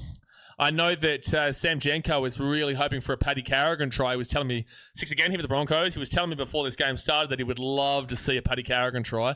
They go to the left-hand side here. Broncos. Shibasaki at the 5. First tackle. I'll give it across now to Ezra Mam, and he'll just get taken down by Brian To'o and Liam Martin at the 5. They give that ball all the way back here to the 20 to Payne Arse. And then Payne will take it to the 10 on third tackle. To Pierre Kruger for the HIA. I would safely assume so. I didn't hear it, but I'm safely assuming that he did. Oh, that's going to hit the grass. Reece Walsh picks it up late. They get it off into Staggs. Staggs here. I think that's a try. I think he keeps his legs in. I think he gets his legs in. And by the way, I've got 2 out of the 3 try scorers so far. I called Tony Staggs, and I also called Brian To'o, and Staggs will go over. It's 86 with the kick to come. Just want to see his right legs here. I just want to see his right leg. But I'm pretty certain he comes in. I'm glad that he doesn't reach out here. Like, either way, they would have called momentum, but I'm glad that he didn't try and reach out. This was, he just pushes off Casey McLean there, down there. Yeah, no, it's fine. It's fine there. Oh, he's out. No, it's right. No, his right foot's out. His right foot is out. Oh, no, that might not be his boot. That might be Dylan Edwards' boot, actually. No, it's Dylan Edwards' boot. No, it's fine. I think it's fine. No, I was looking at Dylan Edwards' boot. It's very close. Yeah, no, he gets it. It's the Dylan Edwards' boot that's out. I think that Staggs' boot is in. No, that if you're looking at this angle here, that boot is not Staggs' boot. That is Dylan Edwards' boot. He's lucky his boots are pink there, so you can't get confused. Like, if you had white boots there, still, I think it would have been. I'm pretty certain he's fine. Yeah, it was close, but there's no... Yeah, try confirmed. It was close, but... It's just because Dylan Edwards' boot came into frame that you would immediately thought, okay, yeah, no, he has gone out. But no, he's fine. So just try time for Staggs. It's 86 with the kick to come from the sideline. Great to see the Broncos actually looking dangerous. Well, they're giving it a crack here. You know, they are giving it a crack. It's all for pride at this point. Like, they're not making the top 8, but, you know, they're giving it a crack in this game, and at least you're loving to see a competitive game of Thursday Night Footy. Nason says, go Panthers, go from Papua New Guinea. Get around your Papua New Guinea. Well, yeah, when you asked me for my try scorers, I said Tony Staggs, and I also said Brian wow, Reynolds, best wet weather player in the game, Eddie. Says 8-6, he's missed the kick. Where's that Broncos fan telling us that Reynolds the best player in the game in the wet weather? He's been awful today. He's having a howler, Jono. I think it was that Broncos fan before trying to tell us that it was that the Adam Reynolds is the best wet weather footy player in the game, which just never was a thing. I think that because of that, maybe that's why he's having a howler. Yeah, but that was like against the Roosters and they lost. I don't even know what you're talking about. But all right, the Panthers now will kick this ball off. And that's going to go to the 5 where Reece Walsh gets it. We haven't seen that many knock-ons this game. This game's been pretty quality so far for the most part. Reynolds needs to change his boots. It has been an absolute mess so far. Jeez. Just checking something here. There we go. Third tackle now for the Broncos. Ooh, that's going to be maybe a penalty. No, they won't. Yep, they will call a penalty late. They will call a penalty late here. What have they called? Sorry, I was looking down at my phone because I had to check something. But Broncos will get a penalty at their own 20. Panthers left edge defense is woeful. I'm sure that was the edge that Dogs exposed. It's Case McLean, Thomas Jenkins' side. Looks like he didn't even try that kick. Bullshit, that was a clean tackle. Oh, that's a big tackle, but consistency-wise, they do typically call those as penalties. Yeah, no, there hasn't been many knock-ons so far. No, they haven't called high. They said it was beyond the horizontal, dangerous tackle. Well, I don't think that they called beyond the horizontal. I just think they said it was a dangerous tackle. Reynolds is now 4 games out of retirement. Who's going to hold this munchkin accountable? Yeah, unfortunately, the little munchkin, he keeps on playing, doesn't he? Despite the fact that he said he would retire if they lost the Titans, and they did, in fact, lose the Gold Coast Titans. Did they lose the Titans? Let me just think. Yeah, they lost the Titans. Counter Kenny with an absolute slap-up of a try. So, yeah, no, he's a liar. Unfortunately. So third tackle now for the Broncos, and they're going to be at the 30 on the Panthers. No, they get the offload away. Sorry, it's second tackle. Adam Reynolds up to Payne Haas, and they're at the 25 on third tackle. Don't call my boy a munchkin. No, we will call him a munchkin. I usually call him a little gremlin. So go to the right-hand side of Paddy Carrigan. Reece Walsh bubbles it, gets off the Staggs, and Staggs pushes off of... Case McLean is having a shocker at the moment. Fourth tackle at the 18. Seb says, thank God for Rugby League. Yeah, look. Not the last 24 hours that you would have hoped for, sir. Fifth tackle, but you got some Rugby League and you got a big weekend. We're going to back to a full slate of games every week for the next 8 rounds. For the next 8 weeks, they go to the left. Fifth tackle, Renault gets it off to Reece Wells, short ball. Then off to Xavier Willison. Don't know if that was the play there. Running it through a front rower, 8 metres out on fifth tackle. Don't know if that was the play. And now they'll go to the left-hand side of Brian Tuttle to get them out of trouble here. And he'll bring this ball to the 15. Tackle in opposition 20. 13 times the Broncos, 3 times the Panthers. Now, the issue is that both these teams are typically not good. Oh, well, Broncos are usually better second half teams and Panthers are usually awful second half. So this is a bit of a concern for the Panthers at the moment. Panthers usually dominate the first half. They haven't today. So third tackle, possession-wise, 59% possession to the Broncos so far, by the way. Scotty Sorensen's going to bring this ball. No, sorry, Billy. Is that? I think that's Billy Phillips, actually. No, it's Liam Henry. I'm completely off it. But the Broncos will catch this ball to 25. And Dean Mariner now to the 30 on first tackle. Has Cleary still got loading? Remember, he got done for like 4 or 5 weeks because of loading a couple of years ago. I'm not too sure, man. Simple Act of Kindness says, watching from China, go the Bronx. You must be watching from a VPN because I know you wouldn't be able to watch the old YouTube without the old VPN. Whereabouts in China are you? Third tackle now to 50. And Ezra Mam goes out to the right-hand side to get how much Shibasaki. And Shibasaki's going to be at the 45 now on fourth tackle. Are you 5 foot? Am I 5 foot? Am I 5 foot? Do you think I'm standing up right now? Ezra Mam gets rocked out to the 35 on fifth tackle. If you think I'm standing up right now, then I would be, probably about 5 foot. No, I'm 6'2", bro. So they'll kick this ball up to the 10. Dylan Edwards, Ezra Mam. I think that's knocked on here. It's a 6 again. And the Broncos, Paddy Carrigan. Carrigan gets it up to Shibasaki. Xavier Willison. Panthers are on the back foot right now. 10 metres out. 0 tackle. And they'll go to the right-hand side. Other one says, I'm 6'1". How tall are you, Daz? First tackle now at the 3. Adam Reynolds at the 10 to Paddy Carrigan. Reece Welsh, short ball. Jordan Ricky. And it'll be second tackle at the 8. Must be one of Jay's mates.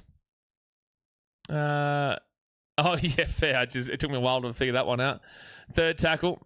3 metres away here from the line. And Corey Pakes to Paddy Carrigan. Paddy Carrigan at the back here to Reynolds. Reynolds here. I don't know what he's doing in this game, eh? 4th tackle at 10. I don't know what Adam Reynolds is doing at the moment. Corey Pakes out to Reece Welsh. What was that from Reece Welsh? And that's a penalty to the Panthers. What the hell did Reece Welsh just kicked this ball on 4th tackle for nobody? Nobody was waiting for it. Nobody was ready for it. Tony Staggs is saying, we didn't know about this. And then they give away a penalty because they drag him back into the in-goal after he already established themselves out of the in-goal.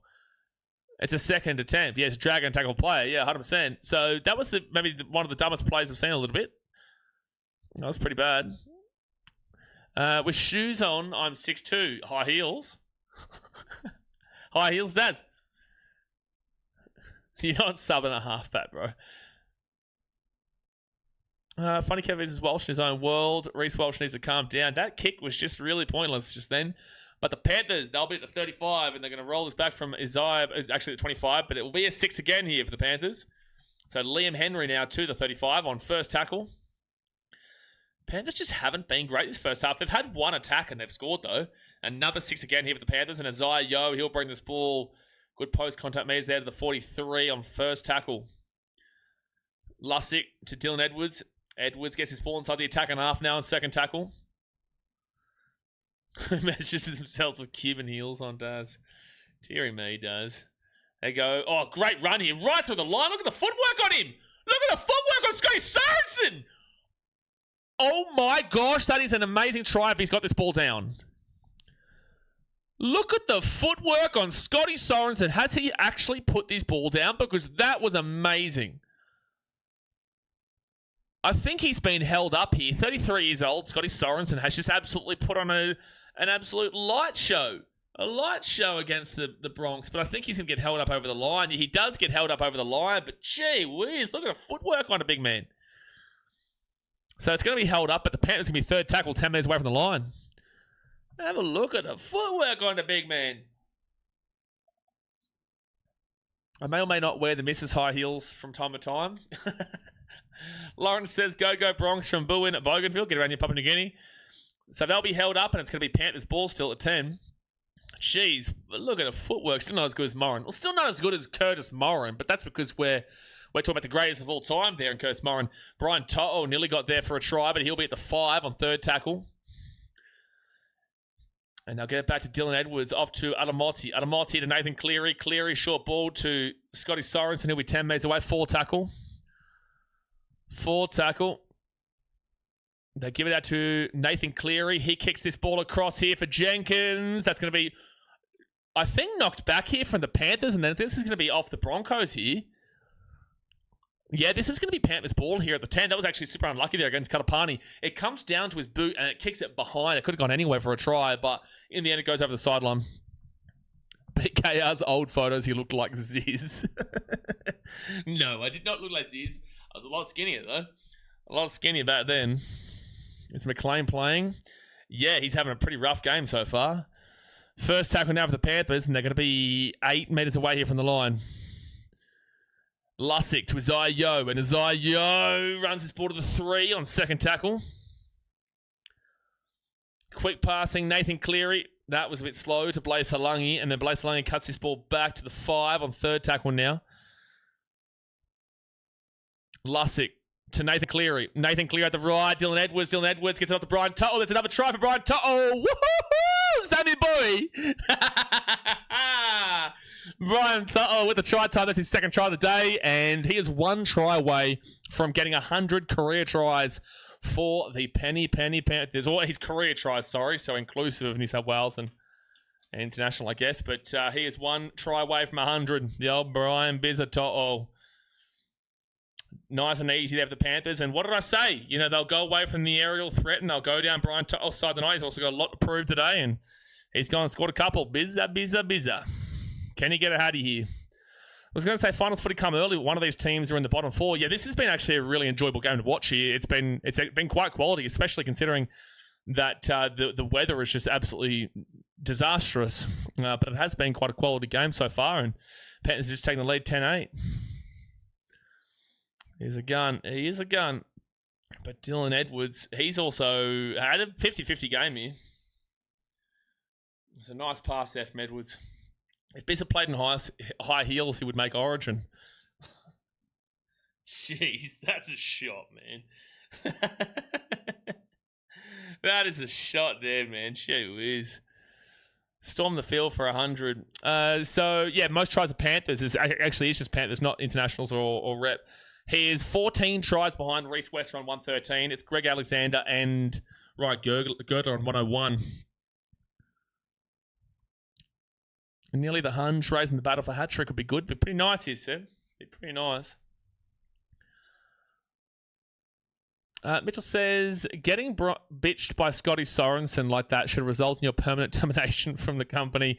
Well, Nathan Cleary is going to miss that one. It's still pouring down wet weather right now. Pouring down, but he's pouring down tries for Brian Tuttle, and they lead 10 points to 8. But Nathan Cleary does miss the kick. There are 6.5 minutes left of the first half here, David. Sweet Caroline. I think I sing this every time it comes up at a game. Whenever there is a game on, I think I sing this song every single time. Jay would love it. He loved my singing. Big fan. 6 Game Mate says, hey Google, how tall is Brian Tuttle? Oh, great, he's even taller than me. Genuine question, Daz, not having a crack at is he like 5'11" or something like that? 5'10", 5'11"? I don't think he's not 6 foot. How tall is Bizza? Did I watch England versus Argentina? I did, Callum. I did. Crazy stuff. I just had too hectic of a day traveling to Kazakhstan yesterday, and a lot going on. I will be live for the third place matchup between England and France. I don't hold that high hopes for England there, and I will be live for the final between Argentina, and Hispanito, España. It's funny because every time I speak to a Kazakh person around here, they always want to talk to me about football and the game last night. Fourth tackle, or the games recently. And as soon as I mentioned Kushrinov, now Kushrinov is Uzbekistani, not Kazakhstani, but because I know of players in this area, they're always very impressed. I'm like, well, Kushrinov plays my team, so of course I'm going to know Kushrinov, but I also know that he's Pakistani. They go to the left-hand side, Dean Mariner's away, he'll get the support of the 30, gets away from a couple of tacklers, and then he'll get taken down to the 30 by Brian Tuttle and Liam Martin. That's fine.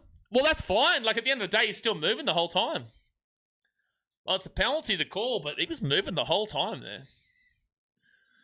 1.77 meters, very tall, actually. I don't know what it is, but I think it's maybe because of the NBA. I've always spoken in foot for height. I've always spoken in foot. Whilst I know a lot of Australians and whatnot will talk about the 1.77 meters kind of deal, I actually don't even know the conversion.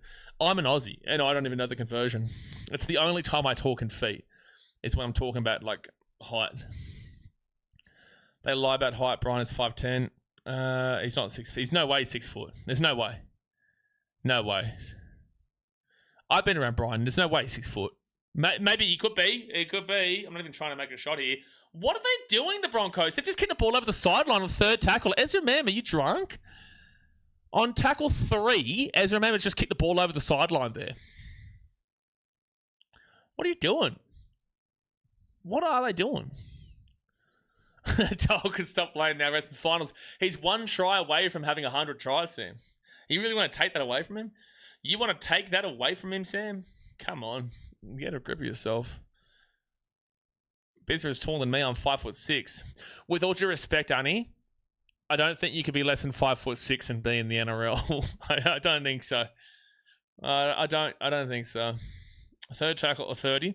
Ryson says this online. However, the Penrith local junior has frequently noted in interviews that his actual height is closer to 174 centimetres, about 5'8" to 175 centimetres. I knew it. There's no way he's 6 foot.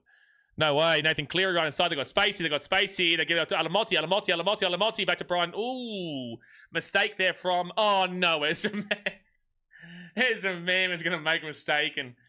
Oh no. Panthers ball to 45. Oh, Ezra Man, Biffo, someone throw an uppercut, you cats. Someone throw an uppercut and grab him and slap him and slap him and slap him. Biffo alert. Come on. Someone throw a headbutt, you cats. Come on. Is Brian taller than Stags? Yeah, Brian Toll won't be taller than Stags. Stags, I'm sure, will be taller. Sam says, Yaya Toure is the undisputed GOAT. Get culture, mate. Oh, no. What's he said? What's he said? What's that the bunny said about the GOAT of football? I like both Ronaldo and Messi, but if Messi wins the back-to-back World Cup, which I guarantee he will, it will not only solidify Messi, but makes Messi the undisputed GOAT of football as we stand. So, look, Sam is right in regards to Yaya Toure. Yeah, Toure. Cool. Greatest chant of all time. Maybe besides the Harlem chant right now, but... Sam is right, but there is no debate right now, man. Between Messi and Ronaldo, there is no debate. Really wasn't ever. People just like Ronaldo. But anyway, Biffo over. Nate, not a happy fan of little Ezra. Genuine question, what does Ezra Man even do? He puts boots on and runs around a footy field. That's about as far as we'd go, though. Would love to see Briz turn around again. Callum, it's not happening, bro. They need to win 8 out of their next 8. It's not happening. They play the Warriors. They got the Panthers. They got a tough team, tough run. Storm fighting for the 8. Cowboys next week up in North Queensland as the Cowboys may need to get back into the top 8. Like, it's not happening. Neymar better. Don't even start, Jono. Don't even do it. Don't do it to yourself. I want you to remain a respectful man to yourself, Jono. Please don't even try and do that to yourself by putting Neymar into that question. Third tackle here at the 30. Third tackle at 30. And that's going to be a penalty to the Panthers. Another Biffo, Payne Haas and Scotty Sorensen here. Oh no, Liam Henry. Payne Haas, someone throw an uppercut, you cats. Stop being cats and throw a headbutt. Oh my gosh, someone bash someone. Someone bash someone. Payne Haas and Liam Henry going out of here. Two tough blokes. I would say Liam Henry holds himself, he holds his own there. And look, Payne Haas has definitely gone in with the elbow there and pushed him into the ground. I can understand why Liam Henry's getting annoyed by it. Payne Haas did start that. Like, Liam Henry comes and shoves him, but Payne Haas does put his elbow down into him. Yeah, they're going to bring Adam across here and say, like, they're going to bring both captains and say, just relax. It's getting a bit testy. Yeah, penalties against Payne Haas. Henry with a pump pass. I think that's a pretty good battle. I think Liam Henry's a tough unit, man. I think that's a good battle. I think it's a great battle. There's Ronaldo, then there's Messi, then there's John Terry. You're getting timed out. You're getting timed out. We hold this is a serious channel, man. This is a serious channel. Ronaldo. First off, you've included Ronaldo first, and then you've put Messi, but then you've put John Terry, and that's just amazing. So you're getting a timeout for 5 minutes. So Nathan Cleary is going to go over the 2 here. Why? 6M mate says, thank you, Todd Smith, let them go. Klein would have sent both of them off. Yeah, fair. Can't pin that, Daz. We've got the BKR travel channel over there, which video comes out on Monday. But that is definitely a timeout. Yeah, I don't really know what the 2 point here is either, Callum, to be fair. Especially in wet weather, there's no guarantee he gets this. I think he gets it, but like, there's no guarantee. Nathan Cleary will... I told you he guaranteed gets it. So it's 12 points to 8 with 1:44 to go the first half. Liam Henry got done by Nathan Brown. In a Biffo, Nathan Brown's a tough unit, but... He's a tough unit. Not an amazing player anymore. He did have some really good spurts, though, Nathan Brown, back in the day. Thank you, Payne. There, 10.5 first half points. Well, yeah, you should be saying thank you, Nathan Cleary, and Isaiah Yeo for deciding to go for the 2, which is really strange. Didn't Terry shag his teammates' misses? That would be the one, Sam. but better than Wayne Rooney, who decided to get it on with a gilf. Get it on with an... Oh, geez, Payne Haas is really trying to get another penalty here. Look at Payne Haas. Liam Henry, that was a big old hit. Good on him to run that ball back hard there, but Payne Haas is lucky not to get penalised again just now. He would have been binned as well. Like, if he had got penalised there, 100% they would have binned him. So, third tackle now for the Panthers, and they're going to be at the 25. Michael, that joke is not happening, so I would refrain from whatever you're about to say there, because I'm very well aware who Adam Johnson is. So, no, we're not going down that path, bro. So, fifth tackle now at the 33. Sorry, fourth tackle at the 33. Nathan Cleary with the ball. He'll get that ball. Beautiful ball across to Casey McLean. Then off to Thomas Jenkins. Jenkins away here. Jenkins away here. Jenkins away here. Jenkins away. Kicks the ball back on the inside. It could be for Nathan Cleary. Knocked back here from Reece Welsh. Oh, he actually caught that. Well done, Reece Welsh. I don't know how he caught that, but he actually caught that. He pulled that in with one hand. I thought he was batting that back, which was nearly the craziest thing of all time, but... I don't know how you've seen Reece Welsh come with that ball there, but he saves a try. I want to see this again. And, yeah, he's batted it back in for himself. Yeah, that's sweet. That was really nice there. Wow. Yeah, pretty epic first half, I would agree. This has been a great first half here. The quality has been nice, and the Broncos have been given it a crack, which is a great first time for everything. Since the 24th of April was their last win. But look, 12-8, it's still pouring down wet weather. It is absolutely just awful weather as we currently speak, and the game is still well and truly on here. So do me a favour, guys, go and hit that thumbs up button, subscribe if you are new around here.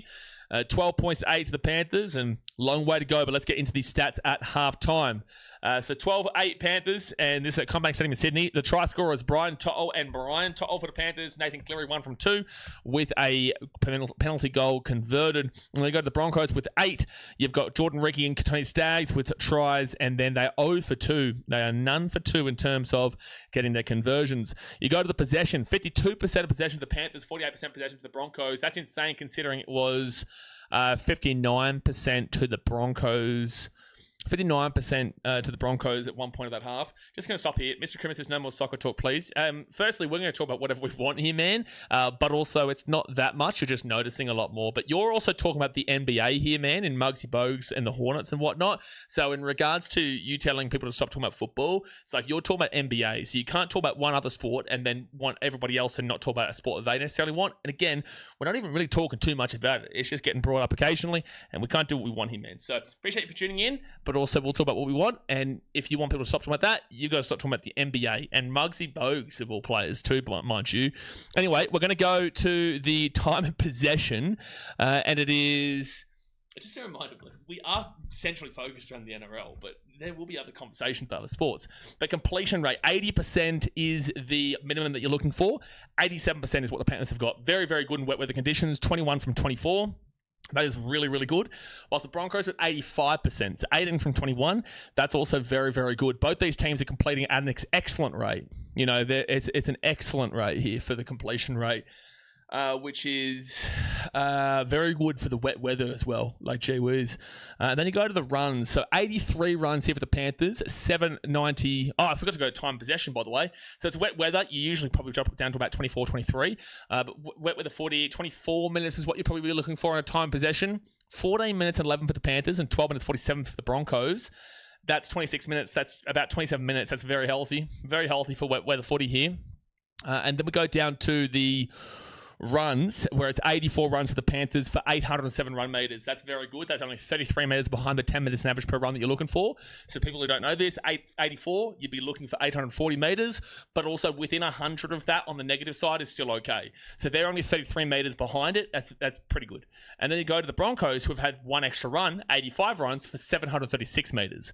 So that's a no-no. They are 114 meters behind the 10 meters in average per run. So they're outside of that 100 meter threshold, but they're also, you know, basically down by about 115 on the Panthers there. So the Panthers are doing far more with the ball here. They've had one less run and about 80 more meters. That is That is very good there for the Panthers. They're dominating that. It's now 85-85, and it's 821 to 736. The Panthers are dominating the run meters department. But in the post-contact meters, the Broncos are dominating the living shit out of the Panthers with 306 post-contact meters for the Broncos. And 258 meters here for the Panthers. That is a 41 post-contact meter swing in favor of the Broncos with the same amount of runs. And then, it's 299 for 86 now, so with one extra run for the Broncos. That's a lot. So the Broncos are dominating the post-contact, but the Panthers are ripping them to shreds in terms of their actual run meters. And then we go to the line breaks. 4 for the Panthers is amazing right now. 2 for the Broncos is still pretty healthy. Tackle breaks. Oh my goodness, mate. Broncos, you've done well here. Broncos, you have done unbelievable in this game so far, whilst the Panthers, you have not really. So tackle breaks for the Panthers is only 5 tackle breaks. That's crazy. And then the Broncos at 18 is pretty good. You know, it's above the average. So 15 to 17 is the average missed tackles. The Broncos have only missed 5 tackles. The Panthers have missed 18. It's a big gap there. Average set distance. 25 metres and below is pathetic to the stream off. 25 to 30 is disgusting. 30 to 35 is underwhelming. 35 to 40 is hit the marker. 40 to 45 is great. 45 to 50 is fantastic. And 50 plus is basically perfect. The average set distance here for the Panthers is at 34.21, so that's slightly into the underwhelming category, getting close to the marker, but not quite there at 35. It's not good enough, especially considering all of their meters. You would have expected better, but you should be expecting better from their post-contact. They are slightly in the underwhelming category. And then the Broncos were 35.07. They're only up by about 0.36. However, they are technically in the hitting the marker category. They're getting to the 35. So it's only 0.36 separating them, less than half a meter. Now it's 35.16 for the Panthers and 35.07 for the Broncos. They're both essentially the same thing. They're quite literally on the brink of inside the hitting the marker category. You go to the play the ball speed, you're expecting this to be slower. 3.19 seconds behind is extremely fast. 3.2 to 3.39 is fast. 3.4 to 3.59 is average. 3.6 to 3.79 is slow, and 3.8 and above is extremely slow. Again, you're expecting this to be quite slow. 3.59 for the Panthers is average, but really on the precipice of slow. And 3.65 seconds for the Broncos is slow. It's 0.06 seconds between the two of them, so it's not much of a difference. Offloads 3.2 for the Broncos, both really, really low. But you're not looking for offloads too much in the wet weather footy. You go to the kick defusal, 60% here for the Panthers, 36% for the Broncos. And then effective tackle percentage. This is the best defensive effective tackle percentage you have seen all season when it comes to the Broncos. So 85% below is awful. 85% to 88% is underwhelming. 88% to 90% is hitting the marker. And 90% above is essentially perfect. 88.17 here for the Panthers is very good. It's hitting the marker. It is solid. 164 tackles made is in the typical range of 160 to 180. 18 missed tackles is high. 15 to 17 is the average. They're at 18. Ineffective tackles is low. It's lower than 5 to 7 average. So they've got 22 bad tackles in the first half with a normal amount of tackles made. So that is why it is a solid ranking of 88.17. But the Broncos have been outstanding defensively. 96.23% is the best defensive effective tackle percentage you've seen all season, and they need to have it. They're still down 12-8 right now, despite having the best defensive stats I've seen all season. 204 tackles made is above the typical range of 160 to 180 by 24. That is extremely high in terms of, well, not extremely high, but it's very high in terms of tackles made. But the missed tackles, 5. That's amazing. 15 to 17 is the average. 5 missed tackles is 10 below the average. And the ineffective tackles is 3. Which is 2 below the average of 5 to 7. So usually what you'll see is either the missed tackles is extremely low and the ineffective tackles will be high, or the missed tackles will be high and the ineffective tackles will be low. Well, today you've seen both of these extremely low. And yet, it's not with a normal amount of tackles. They've had to make an extra amount of tackles. They've made 40 more tackles than the Panthers here today. But yet they've got 13 less missed tackles and 1 less ineffective tackle. So you've got 22 bad tackles for the Panthers with 164 tackles made, compared to the Broncos with 8 bad tackles with 204 tackles made. That's crazy stats. The Broncos are down 12-8 right now, but they've dominated defensively. And that's a little bit of a worry, because the second half could change that around pretty drastically.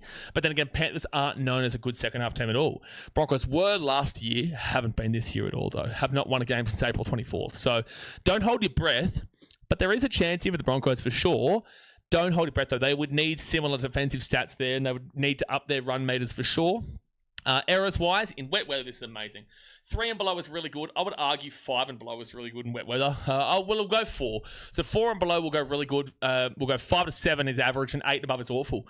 Well, the Broncos are at 3 and the Panthers are at 4. So both teams here are in that pretty good, very good category. I'll go pretty good for the Panthers because 4 would typically be an average. But 4 and 3, 4 against the Panthers, 3 against the Broncos is pretty good for both those teams. Penalties conceded, 2-2. Pretty normal. Getting up there, pretty normal. Ruck infringements, 3-1 against the Broncos. Getting high against the Bronx and 1-0 on report, 7 for the Panthers. So, look, overall, the Broncos are in this game. It's just their conversions that have really screwed them. They've missed both their conversions, whilst Cleary is 1 from 2 and has a penalty goal. Possession is relatively equal. Completion rate is both the same. Very good. Panthers are dominating the run meters by 130 meters now with only the 2 extra runs. That's not good for the Bronx, but yet the Broncos are up by 20 odd meters on the Panthers with 2 less runs on post contact. Panthers line breaks. Broncos massively defends. Panthers slightly average set distance. Playable speed's pretty much the same. Offload's the same. Kick refusal irrelevant. But the Broncos defense has been outstanding. Broncos, if you're going to win this game, you need to keep that defensive statistic because that defensive statistic is amazing. 96% is amazing for defense. Amazing for defense there.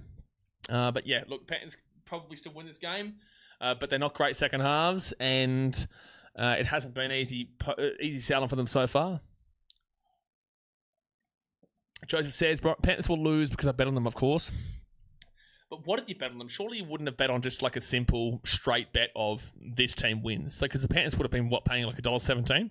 I don't know. I'm not too sure what the odds would have been, but surely the odds wouldn't have been crazy. So I'm sure you would have gone like a 13 plus. And mind you, this game could easily still be 13 plus. Like it still could quite easily be a blowout. So don't get your hopes down too much just yet, man. But the Panthers do need to turn up pretty strongly in the second half to change it around, because if we're talking last year, you would say the Broncos win this game. If this was 2025, the Broncos would win this game 13 plus from here. They would win it 13 plus because the Panthers are not a good second half team and the Broncos were a very, very good second half team. So they won the comp off the back of being an incredible second half team. Seb says, I doubt they care if you win or lose your bet, to be honest. Well, there is that option too. Yeah, there is that. Laurie says, anyone know who the world champion for pillow fighting is? Well, I tell you what, no one's asked me, but I'd give it a good fight. I'd give it a great fight, really. CJ Cream City says, as a Panthers fan, Titans are looking good this year. Yeah, looking pretty good, mate. You know, we're top of the table, haven't lost a game. You know, it's just really spectacular stuff. You see 13 wins, 16 played, but because the Titans are so good, we use the buys as played.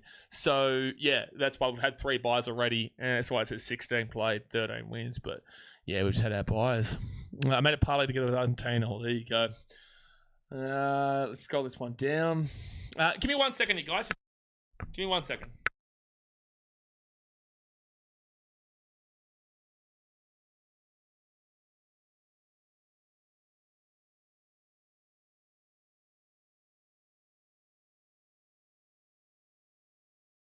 Okay. Broncos paying $5 to win, down by 4 at half. That's crazy. No, it's not. I get what you're talking about, though, because the Panthers' second half record is not great. I get why you'd be like, what? But it's still the Panthers. It's still first versus, 14th. Oh, well, actually, they're 15th right now. They actually are 15th as we currently speak because the Eels got their bye. So it is still first versus 15th, and the Broncos do have an awful points differential. And the last time they played, it was 26-0 to the Panthers, and that was at the Suncorp Stadium. And Panthers are still trying to get that minor premiership. Sorry. So yeah, I can understand that. Can we get a shot of the view? No, you'll have to wait for the Kazakhstan videos on BKR Travel, bro. It's like, because people find this quite funny. I travel with my Apple Mac, as in my big Apple Mac. It's not one of those really hefty, thick ones, but I travel with the massive Apple Mac, so I have to pick it up and move it across. If I was with my laptop, I could easily do that. I'm in a really cool. It's not even a really amazing view here. It's actually wild when you actually deep that I'm currently sitting in Kazakhstan and looking out, and I'm seeing just like Kazakhstan just walking around. It's just such an interesting feeling. But I've got a park area out here. I'm in a massive building complex, which is a new building complex, but it's designed like the old Soviet style, but also it's a new building complex, and there's just rows and rows and rows upon them. It's really cool. I can see the mountains but this isn't a massive view. The next place I stay in has an amazing view, but again, not this week coming, but the week after, I'm staying out in a yurt. And a yurt is very large tent. You can type it in YURT on Google, and I'm staying out in the mountains here in Almaty. I'll be away from all connectivity. There will be no internet. I'll be there for like 3 days. I can only go for 3 days because I have to come back here to stream for you guys for the NRL. But yeah, if you go look on Breakout Travel, that's the one. Well, you can't see it yet. On Monday is the first video of my first 24 hours in Kazakhstan. The second video, the Broncos come out in the field. I'll tell you, this is how the series will always go. Where is it? Here we go. Okay, so the first video is, first 24 hours impressions. Second is what does Kazakh food taste like. I'm actually going out into the mountains to try beshbarmak and a few things. So that's the second one. And then the third one is the safety of Kazakhstan. Fourth episode will be sporting experience in Kazakhstan. So we've actually been invited by the FC Kairat. So if people don't know, FC Kairat is in the Champions League. They were in the Champions League, played Arsenal last year. But they're in the Champions League. They're playing in a first versus second top of the table clash with Ordubasi for the Kazakhstan Premier League. So we'll be going to that and showing you the sporting experience in Kazakhstan. And then episode 5 is going to be why do tourists come here? So showing you the 2-night mountain tour, going out into the villages and stuff like that. And then expensive. Is it expensive or whatnot? It will be the 6th episode. 7th episode will be what everyday life is like. And the 8th episode is going to be what do most tourists miss in Kazakhstan. 9th episode, the second half is about to start here. 9th episode will be why is it unique? So history and culture and stuff like that. And then the final one will be Kazakhstan worth visiting. But anyway, that is the plan for BK Travel. Let's get back into the game here. The Broncos will start off with the ball, and it'll be first up for them at the 15. Hit that thumbs up button, subscribe if you're new around here. After Kazakhstan, for the Cat Vids, I'll be off to Kyrgyzstan or Uzbekistan. But I'm actually going to head out to the Caspian Sea in about 3 weeks. The Caspian Sea on the other side of Kazakhstan. Second tackle now at the 20. They give it to Reece Walsh. Then up to Ezra Mam. Ezra Mam off to Xavier Willison. Oh, jeez. What a great run there post-contact-wise to the 34. This is why they dominated the post-contact at half-time. Reece Walsh is going to run this ball himself to the 50. This is great meters here for the Broncos in this first set. Jimmy James says, is that a pattern on the wallpaper or do those walls need to clean? No, it's a pattern. No, this is really clean place, bro. This is a very, very elite place. Very cheap, but very elite place. Reece Walsh. It's going to whack this ball down here. A couple of you thought it was dirtiness. It's going to be dropped by the Broncos. It's still coming back here. Payne Haas after Payne Carrigan. No, it's going to be a knock-on from the Broncos. Gets around this bloke. John. Yeah, but it's awesome because it's cheaper to do what I do by a long way than living in Australia. Love my country. Australia is the greatest country in the world, just not financially. But then again, you make enough to do that. But it's also with what I do, it's just not my kind of deal. I'd rather save money whilst experiencing the world, man. I never would have thought growing up as a young bloke from Brisbane and the Gold Coast, I never would have thought I'd ever be in Kazakhstan or Kyrgyzstan. Most people haven't even heard of that country, you know, and that's why I'm so blessed to be able to do that. Second tackle of the Panthers there at the 30. Old eyes. No, it's not old eyes. I can see what you mean, but when you hear, you know. But no, it's not dirty walls, man. Don't worry. Third tackle at the 35. 6 again of the Panthers. I wouldn't stay in a place like that. I wouldn't stay in a place like that. What do you think I am? Who do you think I am? Come on, man. Even the hostels I stayed in India, like I stayed in one hostel, it was still a really nice hostel. And I get this ball off to Dylan Edwards. Edwards off here to Liam Martin. Liam Martin might get through here. Oh, 10 under 40 on second tackle. You got to remember, because I stream, I can't really do that really budget experience because I have to have a room where I can stream and shout and shake all about here on camera, and I need good internet. Third tackler at the 30. If I was just traveling normally, I'd stay in hostels and stuff like that. I wouldn't care. Third tackler at the 30. I go to the right-hand side to Liam Henry. And Liam Henry now will be at the 25 and 4 tackle. Show us a biffo in this second half, you dogs. Show us a biffo. Yeah, maybe, Seb. Maybe. Wouldn't write Kazakhstan out of it. Nathan Cleary right-hand side. Short ball, Liam Martin. And Liam Martin will knock the ball on here in the Broncos. We'll get out of trouble here at the 15 on 0 tackle. And now they'll be at the 23 through Jordan Riggy on 0 tackle. Titans fans only live at Lux. When you're top of the table, mate, you have to live at Lux. I don't have the money to go extreme, like in regards to like 5-star accommodation, like I did in Jaipur when I was in India. The accommodation I stayed there, man, I stayed in 5-star, and that was 5-star. It was expensive for India, but it wasn't like crazy expensive what you guys would think. But geez, that was 5-star when I was in Jaipur. Broncos only get through. Get Hamad Shibasaki to 45 on third tackle. Mount Druitt level wallpaper. Yeah, no, there's no holes in this wall here, man. And Paddy Carrigan will be 4 tackle at the 42 on the side of the field. Lord Naya says, does Katapani or McLean go over? Casey McLean's been really poor today so far, man. Hasn't really been looking likely. It's been Brian To'o's side that's been coming up with the chocolates. He's on the other side with Thomas Jenkins. Katapani haven't even seen him do anything so far. I haven't seen Katapani really do absolutely anything, but Dylan Edwards will pick this ball up at the 10, and he'll get away from that tackle of Dean Mariner. Gets the offload away, and Thomas Jenkins could get away here. No, he'll be taking out the 20 on first tackle. Good run, though. Did I reply about Songkran? I must have missed it. Sorry, sir. Well, that's not until February or March of next year. A long time. Is it March or April? I can't remember. That's a long way away from me, bro. I'll be in like 6-7 different countries. I would have been to Vegas by then. I would have been in Chicago. Would have been Vietnam and all across this area of the world. Like, trust me. And I know you're super excited about it because that's your next big travel. But for me, that's a while away for me, bro. But I am really excited for it. Songkran is crazy, man. Songkran, for anyone who's been to Thailand, is wild experience, mate. Full tackle at the 47. You don't get it unless you've been. Yeah, it was wild in Bangkok, bro. Fit tackle at the 45. Talking of frauds of Argentina. Well, how are they frauds, Shawnee? They're in the final for their second. They won the last World Cup and they're in the final. How are Argentina frauds? And Josiah Katapani catches that ball at the 20 and he'll be taken down there at the first tackle. Australia's gone to shit. $600 a week for a unit in a dodgy part of town. Sure, financially Australia's gone to shit, but also it's the greatest country in history. Seb said, I thought it was the Titans that were paying for all these trips to keep you away from games. You're a knob, but funny. That's funny. Titans and I are on really good terms at the moment. Fourth tackle at 35. Fair enough, though, because it was clearly me that was holding them back. When you go and look at the results of the last couple of years, it was clearly me holding them back all those years. Fifth tackle now, Payne Haas, the 50. Like, look at this year, their first position, for example, you know. Clearly me. And they'll go to the left-hand side, and Reece Walsh will keep that ball up. Broncos are offside there, by the way. Now let this ball bounce. This is going to go for a 7-tackle set. Yep. 7-tackle set here for the Panthers. Come on up. McLean and Mam have same tackling style, turnstile. Correct. Joe says, do you stream full-time? Yep. You know, it's good, man.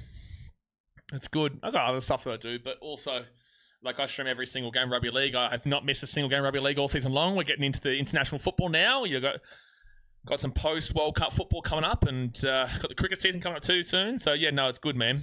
That's why I always need to be in pretty good accommodation, because I need really good quality internet to stream here. They go out to the right to Nathan Cleary. Cleary's going to try and go through himself. He'll be the 40 on third tackle now. I don't expect that Nathan Cleary will be on much on Supercoach. He hasn't really done a great deal.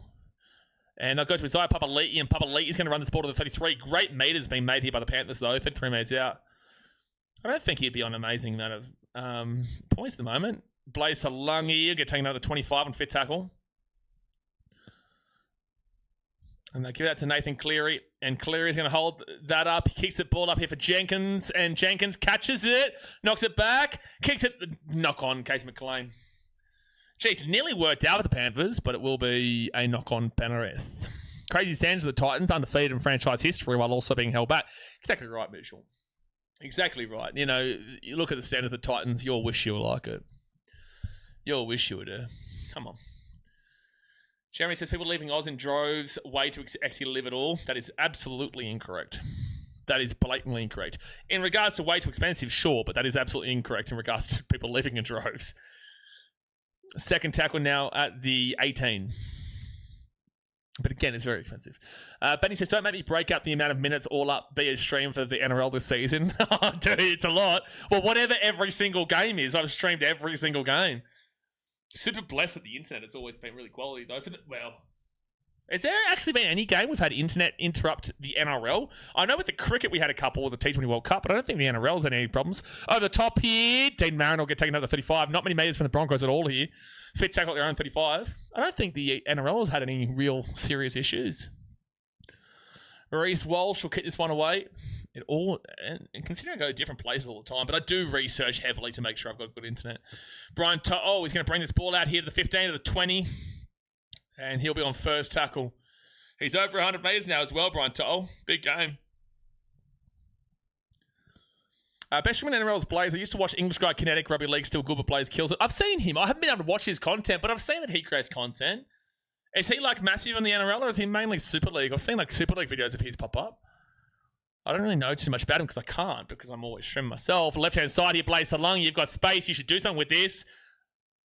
Blaze Salongi is so disappointing, bro. I've got to be honest with you, Panthers fans. You've got to call it out because this happens every single week. You've got a completely open space there for Blaze Salongi. You've got the numbers there. He then gets tackled and knocks the ball on.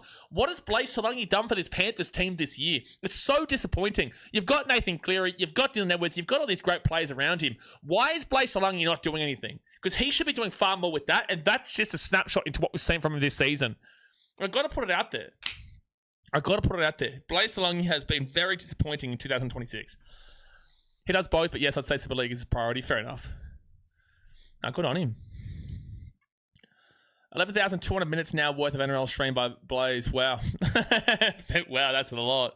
And we're 3 quarters of the way through the season, but don't forget we've got the Rugby League World Cup coming up as well. And is that including preseason too, mind you? 6 again here for the Broncos. They're 30 metres away from the line. Corey Pakes. He'll get it out to Ben Talty. He'll be at the 25 on second tackle. 30 minutes to go here of the game, folks. Hit that like button. Subscribe if you're new around here. Don't forget, tomorrow, we've got Storm versus the Roosters in big game. And we've also got, I think, is it Warriors Dragons tomorrow? Shit. Well, who's the early game? Usually it's Warriors. No, Sharks Knights. It's a big day tomorrow, actually. Big day. It's a man. 4 tackle at 5 on 4 tackle at 5. That's just not the answer at all at the Bunnies. Reece Walsh, I'll read that in a second. Adam Reynolds, he's having a shocking game, bro. That knock on from Jordan Ricky is Adam Reynolds' fault, man. That is not Jordan Ricky's fault. Adam Reynolds has had probably the worst game in his career tonight. He has been just shocking to watch, man. That is Adam Reynolds' fault, that's crazy. As soon as that guy said he's the best ever the footy, he's been just horrific today. But at the Bunny says Penrith kind of fumbled not getting Jerome Luai back and get rid of Blaze. That's not the answer, mate. And I'm not saying Blaze Salongi to go. I'm just saying he needs to step up because we know he can be a good player. But I think that he's relying too heavily upon the fact that he's got a great team around him, and he's not held as much accountable because of that. Is what I feel anyway. It's just my perspective. I would get Duffy on too, Callum. I agree. I would get Duffy on. I think that I would play Duffy for the majority of the rest of the season and give him a little bit of a swan song, Adam Reynolds later on. But I think that you play Duffy because obviously he's the guy going forward for you. Like Jonah Pezzett is the guy there too, but he's next year. I don't even necessarily agree that he's the guy though, but they have to because they signed him. They've got so many halves next year. It's just like, what do you do with all of them? What do you do? Best wet weather footballer, Jimmy. Yeah. That's right. Dylan Edwards out of the right. Nathan Cleary, good pass to Liam Martin. Liam Martin looking for an... wow, he got away from the tacklers. And to be at the 45 on fit tackle. Broncos doing well for a 14 versus 12. 14 versus 12. What do you mean? Great chase here from Alamotti, and Reece Walsh gets taken out of the 25 on first tackle. Honestly, I don't rate Jonah Pezzett. I don't either. Like, I saw what people saw at the Storm, but I didn't think that he was anywhere near... Like, he hasn't done anything yet in his career, and people talk of him like he's an established half. He's not an established jack. He hasn't done jack in his career yet. That doesn't mean that he can't do it. It's just the way that people speak about Jonah Pezzett as if he has proven himself on the big stage. He actually hasn't done anything yet. He actually hasn't done anything. What has he actually done to warrant this reputation? I'm not saying he's a bad player. I'm just saying the reputation doesn't make sense. Seb says, maybe Renato looking for a move to the Eels. Isn't that what you would do if you play bad? That's a good undercut, though. That's a good undercut. Yeah, Reynolds shouldn't have been playing since the Titans game. You're right, Son. He did say he would retire if they lost the Titans, and he's been proven as a liar. Low and hard there. This could be a 7-tackle set here.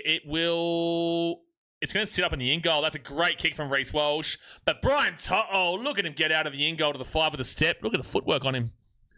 I think Wishart was who they should have went after. I think he was much better than Pezzett at the Storm. I would agree, but Pezzett just didn't get an opportunity really to shine, which is why I'm not insulting John Pezzett. I'm just saying the reputation doesn't make sense. Wishart has worried me massively this year. I haven't seen anything from him this year. He's obviously off to the Perth Bears next year. But yeah, I wouldn't say that... Hey, 1 second, they get supplied to Casey McLean at the 30. Before tackle now at 33. Luai is overrated, but he's also not overrated in the sense of he's a bad player. He's just... Like, he's overrated to an extent, but he's not a bad player. Nathan Cleary inside the 40. There's a 40-20 attempt here, but the Broncos won't go out towards the corner. And the Broncos will get this ball into the 20 with Dean Mariner. It'll be at the 25 on first tackle. No, just like got a bunny. At the 25 first tackle. Wishart wants to play 9 and isn't looking the greatest this season. Second season syndrome for Wishy. He had a great year. Wishart had a great year in... what was it? Yeah, it was 2024, wasn't it? And then 2025, yeah, it just... Oh, no, 2025 was really good, and then this year it's just been awful. Well, not that I wouldn't say awful, but just hasn't done anything. Adam Reynolds at the 45, Payne Haas. Not that anyone at the Storm really has done anything besides Farlongo, who's really broken out this year. Like, he's breakout, but this has been a more established breakout for mine this year for Farlongo. Reece Walsh, that's a bad pass. Luckily, it wasn't a knock-on, but Staggs might get away from the tackle. Jeez, Casey McLean's getting romped by Tony Staggs today on that right edge. I don't believe Wishart is underrated at the moment. Last year, I would have said he was pretty fairly rated. That's an awful kick from the Broncos, and it'll be a 7-tackle set for the Panthers. Yeah, we can put that down to him being injured for a fair chunk, but also when he's been on the field, I haven't really seen him do anything, whether it be the beginning of the season or whenever he's been on. But yeah, look, I'm not going to take it away from him. I'm not going to say that Wishart's a bad player. I just don't think this year has been his year by any means. And 6 again here for the Panthers at the 48 on 0 tackle too. So 0 tackle at the 45, and Isaiah Yeo, he's going to run this ball past the 50 to the 45 on 0 tackle. No, it's actually first tackle. I swear that was 6 again on 0. Anyway, Liam Martin just shut. Ezra Mam's defense is so poor, man. Moses Leota gets it off to Billy Phillips, and he'll be at the 33 on second tackle. Yeah, it's good X factor here and there off the bench over the last few years, but not this year. Not this year. Blaise Talangi at the 20 on third tackle. How many 7-tackle sets do Brisbane want to give away? They are giving away quite a few. Isaiah Papali'i, Nathan Cleary, they're shaping out to the right-hand side. Could this be the moment for Brian To'o? No, Dylan Edwards will be at the 20. Fourth tackle, I know Sammy Janko really wants another Brian To'o try here. Nathan Cleary gives it to Moses Leota, and Leota's going to be at the 10 on fifth tackle. They go out to the left. Nathan Cleary kicks it up here for Jenkins. Jenkins catches it. Offloads it. Talangi past the ball. Or Casey McLean past the ball. Oh my gosh. Casey McLean, you're having just as much of a nightmare game as Adam Reynolds. Why are you not passing the ball in that situation? But again, they're trying to go to Jenkins' side in the wet weather. He is actually catching the ball. It's just the Broncos are defending him well, nicely over there. Reece Walsh is trying to punch on with Isaiah Papali'i. Stop it, Reece. Isaiah Papali'i would rock you left, right, good night, bro. What are you trying to fight with Isaiah Papali'i for, Reece? It's a Panthers a penalty to the Broncos here. Simple act of kindness. The Broncos need to just keep their heads up to win this. Well, it's not. I just don't understand how this is a penalty. Oh, I guess because I don't know if that's a penalty there against Papali'i.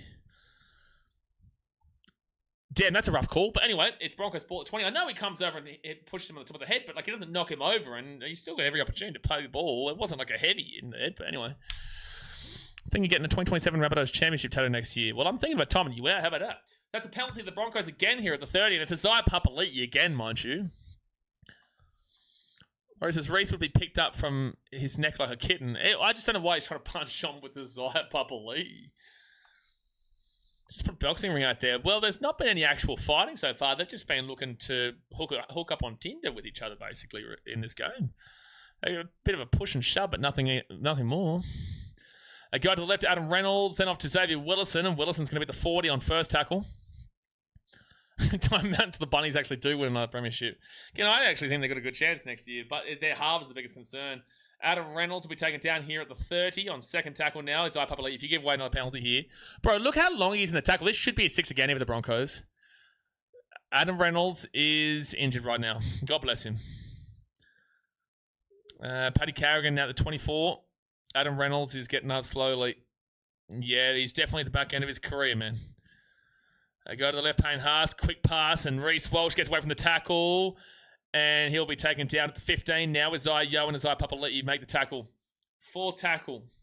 Do something here, Brisbane. They go to Paddy Carrigan. Paddy Carrigan to Ezra Mam. Ezra Mam at the back now to Gerhard Shibasaki. Shibasaki gets away from the tackle. Still going, taking out the 5.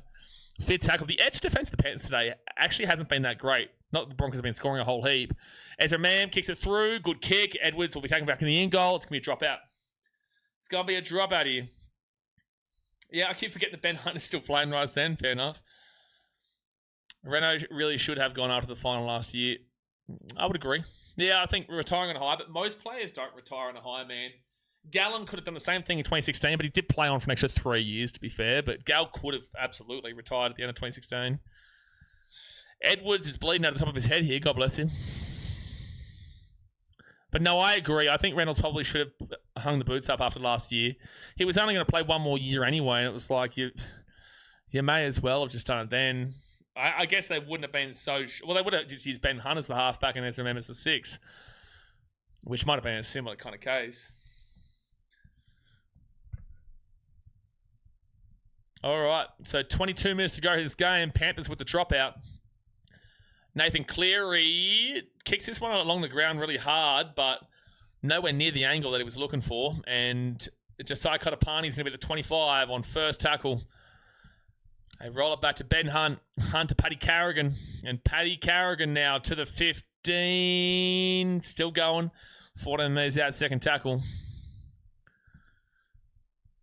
And they give it off. Ben Hunt to Adam Reynolds. Adam Reynolds to Jordan Ricky. Yeah, but the thing is, Bunnies, is that he would have known his body was done. I think that he just played out for it because he wanted the cash, which is fair enough. It's fair enough to want the cash, but also it takes away a little bit of the reputation. Great catch there from Gehama Shibasaki. That should have been a knock-on, but a great catch. 4 tackle at 13. Not doing too much on this set at the moment. The Broncos, but they're only down by 4. 20 minutes to go here of the game, folks. Hit that thumbs up button, subscribe. We've got a close game here on Thursday night footy between the Panthers and the Broncos. Payne Haas, Warriors fans, you were really hoping the Panthers throw this away from you. You were really hoping because it will give you a chance at its my premiership. Same with the Roosters. That's going to bounce off a couple of players here. I don't think that's played at. That's going to be Panthers ball at 10. They may challenge us here, Broncos. Yep, they will. Of course you're going to challenge this. It makes sense. I don't think this was played at, but it's bounced straight back into Ezra Mem's hands. I don't think Cleary's played at this ball. Funny Cat Feeds, Broncos at $4.20 might be worth chucking a cheeky 5 on. Yeah, maybe. Anything can happen from here. Oh, he's played it by Cleary. Oh, it's a double knock on here, but Liam Martin's going to knock this ball on, and then Ezra Mam's going to knock it on, but it's going to be Broncos ball at 10. It's going to knock on from Liam Martin's hand into Ezra Mam, and Ezra Mam's going to knock it on. Either way, it's Broncos ball at 10. The ball goes back from Nathan Cleary into Liam Martin. That's fine. It's definitely knock on from Liam Martin. It's definitely Broncos ball at 10. Cleary plays at it. It's a double knock on here. Yeah. So 10 metres out, Broncos with another chance. They're not really doing too much on the attack, but they're going to get another opportunity. They're going to get another opportunity. 20 minutes left. You just have to try. You have to just keep piecing apart these edges right now. The edges have been defensively weak here today for the Panthers. The centres haven't had a great game at all, especially on the Casey McLean side. I'd be going Casey McLean Jenkins side right now on the attack and just pumping them. I'd just pump this right side attack if I was Brisbane. First tackle now, 13 minutes away. Can they tie it up, or can they even take the lead here with a conversion? Paddy Carrigan, 15 metres out, gives up to Preston Ricky, and Preston Ricky is 5 metres away, second tackle. Right in front of the post right now. They roll it back here to Ben Hunt. Ben Hunt gets it across Adam Reynolds. Reynolds to Reece Walsh. Reece Walsh to the right-hand side. Ezra Mam taken down to the 5. Casey McLean trips him up, and Jenkins comes in over the top. But again, they found space there. I would have sixed again Jenkins just then because he pushed Ezra Mam back down, but it's not. Third tackle for Ben Hunt. Out to Adam Reynolds. Reynolds across to Xavier Wilson. Oh, so slow. Fourth tackle now, 13 metres away. Put a high on top. Oh.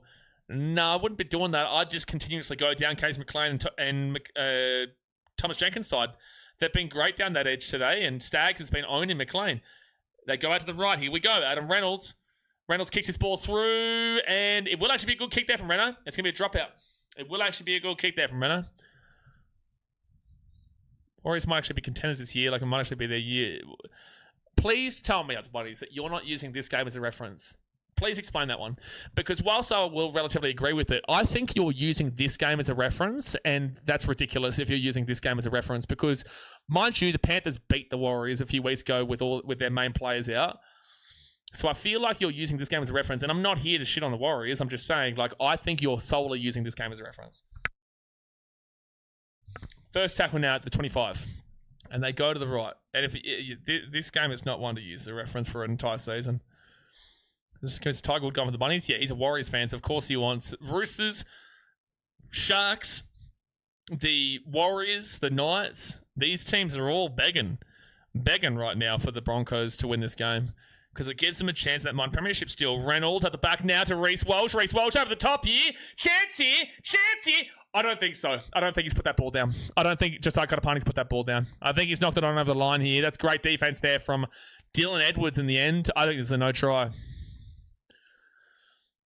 No, I'm not referencing this game. Bullshit. I reckon you are.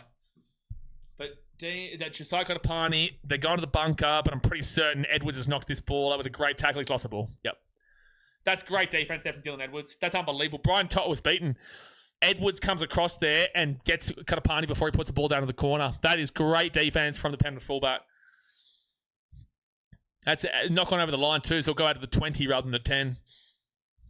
Massive, massive play there from Dylan Edwards. Because again, Brian To'o, the winger, was beaten. Brandon says the Broncos have to score the set. Yeah, they didn't, and the Panthers just keep on holding them out. That was their best chance. Look at if they give it to Gerhard Shibasaki there actually is a good chance they would have scored because it probably would have brought the fullback and also To'o in even more if he had got a quick pass away.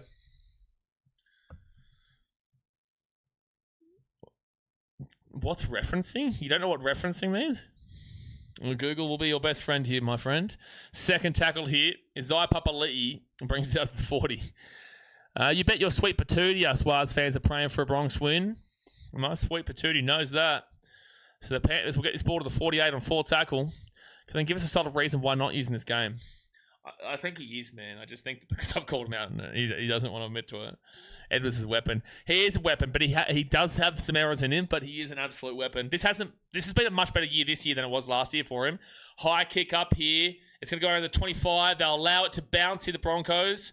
Knocked back from Liam Martin. Brian To'o inside. And there'll be a knock on here from the Panthers in the end from Nathan Cleary, and the Broncos will get this ball here at the 20 on 0 tackle. Yeah, they're going to come back here to the 30. Yeah, so they've lost 13 metres. They'll bring it back here to the 30. It's a reference. Feel the magic in the air. Great song. So they'll go out to the left-hand side. I know the English can't feel the magic in the air right now. Oh, boy. First tackling out to 35. Ezra Mann off to Gerhard Shibasaki. Seb, I do have to say this, though. I am actually impressed by England. And I know you're not going to like this, but I'm impressed. You guys always find the absolute worst way possible to lose in tournaments. It's like you guys have a knack for not just losing in tournaments, but finding a way to lose in the worst way possible. The Broncos will be on 4th tackling out to 35. It's crazy, really. Thank you, Mr. Kuma. Thank you, Google. Fire that German man. It's basically what he just said. The coach and manager, Thomas Tuchel. Fifth tackle at the 25 for the Broncos. Ben Hunt gets out to Adam Reynolds, and Reynolds now will have an awkward little kick that might actually work out here. Blaise Lange's done something really good here. Done something really good. And he's forced a dropout. That's actually really good from Blaise Lange defensively, because I thought Jordan Ricky was going to score again there. Wow, they're getting the Football World Cup songs in right now. Waka waka, samana manata balewa. This time for Africa. England's the kings of the bottle shop. They love a good bottle shop. Nathan Cleary, he is going to whack this. He's really going for these low kicks, which he does a lot, but it's just not working here today. And then Adam Reynolds is going to pass this back to Payne Haas, who'll get this ball to the 28 now on first tackle. Come on, Broncos. You've got plenty of opportunity. You have spent this second half camped in the Panthers' end. Camped down here. Oh, has he lost that ball? No, Preston Ricky nearly lost it. Second tackle here at the 22. No, he has lost it. No, he has. He has lost it. They're going to challenge it, but I think he has lost this ball. Would Messi be good at rugby league? Just a debate. Liam. Come on, man. Well, they call this a strip. Or is he just impacting the tackle here? I think he might be just completing the tackle here, but they are challenging it. Preston Ricky. No lost ball at this point. There is a hand that comes over the top of it.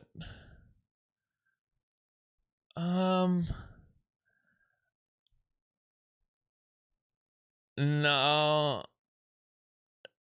Or maybe. They're just looking at Billy Scott's left hand here. Maybe it does pull at it. Like, it's a loose carry, but you could call this a strip. Yeah, he reaches out. It's going to be called a penalty, the Broncos here. I'm okay with it. Like, I think it's a loose carry, but at the end of the day, he does move his fingers on the ball to really push it out. But, like, I would say that should not be a penalty. But, like, it's as loose a carry as you can get, but his fingers do move on it to push it. Do you watch golf as well? Sometimes I never get onto it. I don't watch it, but I respect it. I respect that golf is just an incredibly difficult sport. I do respect it as a sport. But anyway, Broncos, 15 minutes out. You have to score, Broncos. You've camped in there attacking, and you're attacking 20. You've camped down here this entire half, Broncos. They go to the right to Adam Reynolds. Reynolds now, and Jordan Ricky, second tackle at 10. 5 meters out. Ben Hunt. He'll give it out to Adam Reynolds. Reynolds across now to Preston Ricky, and Ricky's going to be 10 meters away on third tackle. Converted try would take the lead. A try with a misconversion would just tie it and send us to maybe extra time, or maybe we see a field goal from a Reece Peacey or a Ben Hunt, as we saw last year in the finals against the Raiders, or Adam Reynolds, or Nathan Cleary. Fifth tackle out of the Broncos, 3 meters away. 3 meters away to Adam Reynolds. That's a knock on there. Oh, wow. They said he's caught it? No, it is a knock on. It's not Reynolds' fault, but it's another mistake from him. But it's not Reynolds' fault. It was a low pass to him. Great Wall of Penrith. You know it, Greg. That's usually what happens.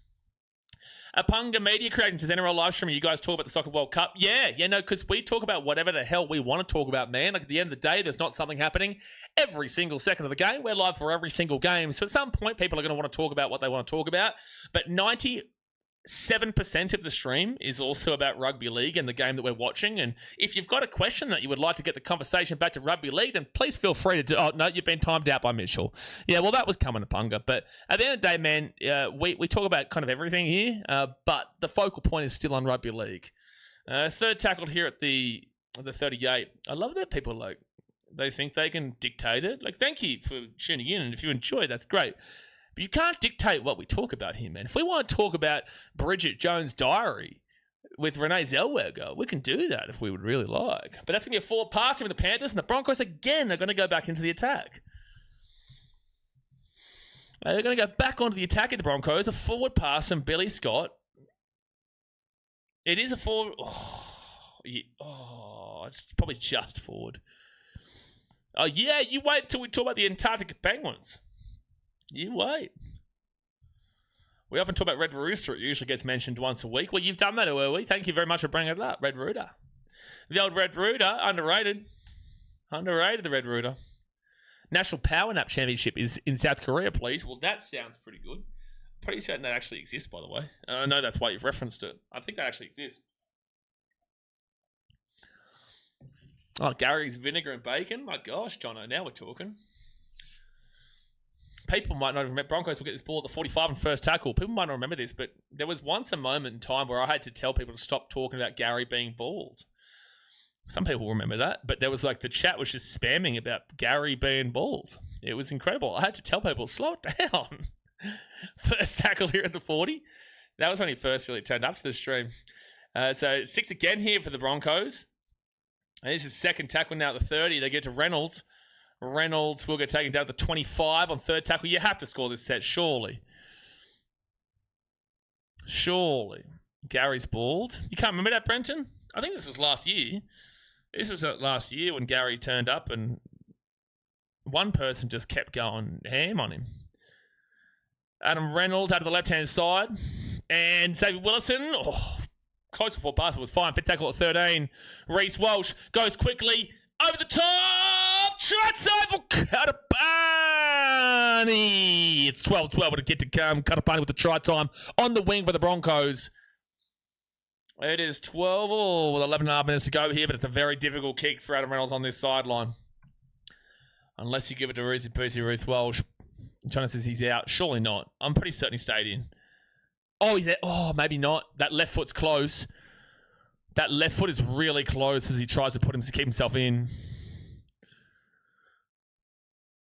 I want to see that left heel of Josiah Katapani again, actually. That was a great pass from Reece Walsh. Can you show us a slow-mo of that left heel? It's very close. Here we go. Oh, I think he might just be in here. I think he's in. Yeah, we need the reverse angle. The other angle will be better. They haven't confirmed it yet. Still waiting for the try confirmed. Second half, 10 minutes to go here at the game, guys. Hit that thumbs up button. Subscribe if you're new around here. Oh, it is confirmed try, by the way. It is confirmed. I would have liked to have sent a back angle. Here we go. So let's see this back angle here. Like, show us a slow-mo. Like, I'm sure it's in, but, like, show us a slow-mo. It's a very big kick here from this left wing, though. Very big kick here from this left wing. It's Reece Walsh kicking as well, not Adam Reynolds. 10 minutes to go. Can they take the lead 14-12? Huge kick. Reece Walsh will get the kick from the sidelines. A great kick there from Reece Walsh. Reece Walsh? I can't even speak. Reece Walsh with the conversion. It is 14-12 to the Broncos with 10 minutes to go here of this game. Reece quarterback. It was probably forward there to Xavier Willison. It was probably forward, but it's already been done. Yeah, Katapani was probably in there. They showed the back angle finally. 10 minutes to go here this game. It's not like the Broncos and four passes aren't well known for each other. 10 minutes left here of the game. It is 14-12 to the Broncos. The Panthers, it's not like it's desperation, but if you lose this, well, the Panthers versus Warriors in a couple of weeks' time will be massive for that minor premiership, and the Panthers versus the Roosters in a few weeks' time will be massive for that minor premiership as well. And now the Broncos will be at the 20 on second tackle. Can the Panthers find a way? Put Penrith on your list. Joseph says, I can't. They're not in the top 9. I can't put them on scam or fraud. They're not in the top 9 right now. And now the people who say, why are the Titans there? Why are the Panthers not there? Well, this is why. This is why. Get how much Shibasaki. He's going to bring this ball here to the 35 on fourth tackle. 3 losses in a row potentially. No, they won against the Rabbitohs 2 weeks ago and had a bye last week. And they'll kick this ball here to Dylan Edwards back to the 15 and bubbles it. And now he'll bring this ball out now to the 20 on first tackle. Casey says, Panthers want this game as bad as another grand final. I reckon they want to be the ones to kill the Broncos. Well, like, they're dead anyway, but sure, like, it's the nail. Winning this game would be the nail in the coffin. Whoever beats the Broncos from here on out, it's their season finished. Like, they need to win 8 out of their last 8. Third tackle to get to 32. And they need to fix their points differential. But with 8 out of 8, you would. Brian To'o is going to bring this ball now to the 45. But don't think the 2-point field goal is impossible. They're within a penalty as well. It's pouring down rain, though, so you wouldn't really think that 2-point field goal would be happening. All right, to the right-hand side, Nathan Cleary. He'll put that ball up high. The chase through. Broncos should get that easy, and they do. Reece Walsh at the 20. Don't make a mistake now. All you got to do is just play out your sets here, Broncos. And penalty to the Broncos. Oh, are you calling that high? Todd Smith is saying offside. They've got some advantageous calls in the second half, but with that being said, the Panthers haven't been good enough. Mr. Akuma says maybe injuries could be too much for the Panthers. What injuries? What injuries? Their whole backline is completely healthy, and the only person missing from the Panthers right now is Mitch Kenny, who's been out for 3 months. What injuries are you talking about? All right, so the Broncos at the 43. I'm not even going to reply to it, up the bunnies. It's just so ridiculous, mate. It's just so ridiculous. I know this isn't your first year watching rugby league, man. Come on. Jono says, any point Renault's scores shouldn't count considering he's recently retired. Fair enough. Xavier Willison now is going to be at the 38 on second tackle. If the Broncos received a penalty, I wouldn't even say no to a 2-pointer. They're getting a penalty now. I wouldn't actually say no to a 2-pointer. You'd take away the penalty and you'd take away the 2-point field goal from Nathan Cleary. I would probably take the 2 here. I would take the 2. Nathan Cleary's too good in regards to 2-point field goals. I'd take the 2 here. They're going to go over the sideline. I think it would have been smarter to take the 2 and take that option away from him. I think it would have been a better option. Oh, it's such a soft high tackle. But anyway, Broncos ball at the 20. Yeah, Cooper Cronk said the same thing as me. I would have taken the 2. I agree. If they score a try here, who cares? That was the best decision. They score a try. If they don't score a try here, you have allowed Cleary to still be within a penalty and within a 2-point field goal. All right, so the Broncos now to the right-hand side to Adam Reynolds. Reynolds now to Reece Walsh. Reece Walsh gives it across to Ezra Mam. Ezra Mam taken down to the 8 on second tackle. Broncos, Reynolds has no confidence. Okay, well then give it to Reece Walsh, who just get the kick from the sideline under pressure. Payne Haas to the 13 on third tackle. You're thinking like the England football team, Blaze. No, I'm thinking like I know what Nathan Cleary can do. Reece Walsh, short ball at the 5. You know I wouldn't normally argue for that. I wouldn't argue for a 2-point in this situation, but we know how good Nathan Cleary is. They give it out to the left to Reece Walsh at the 13, out to Payne Haas. Fit tackle now at the 5. Fit tackle at the 5. They give it to Adam Reynolds. Reynolds off to Reece Walsh. Short ball, Xavier Willison. They're just going for the safe play. And that's the thing. You haven't even gone for a try here, Broncos. You've just gone for the safe plays. Why wouldn't you just go for the 2? If you're going to go for the safe plays and not go for the try, I don't know why you wouldn't go for the 2 there. I don't think there's any benefit to that. They weren't even trying to score a try, so why not just take the free 2 and be up by 4 and take the 2 points out of the equation? Anyway, Alamotti now brings this ball to the 20 on second tackle. And they'll go out to the left-hand side. Lindsay Smith. And Lindsay Smith's going to be at the 33 now on third tackle. They go to the right to Isaiah Yeo. Isaiah Yeo to Nathan Cleary. Cleary at the back now to Edwards. Edwards gets it across to Brian To'o. He's got some space here. Steps back onto the inside. He's going to be at the 44. There's a chance here for a 2-point field goal for Nathan Cleary. They're going to be within range. Dylan Edwards gets this ball across. Nathan Cleary the ball at the 44. He gets it across to Blaise Talungi. Talungi gets it across to Casey McLean. Casey McLean at the 40, the 35, the 30. It's still play on here. And he's over the sideline here. He's over the sideline. Oh, Panthers, that's so stupid. My goodness. Oh my gosh, that is so silly from the Panthers. That is so silly. I wouldn't even challenge this, Panthers. I wouldn't challenge it. Oh, they're going to the sideline when they should be setting up for a 2-point field goal.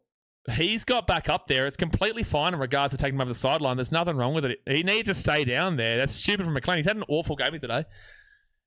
4.5 minutes to go to the game.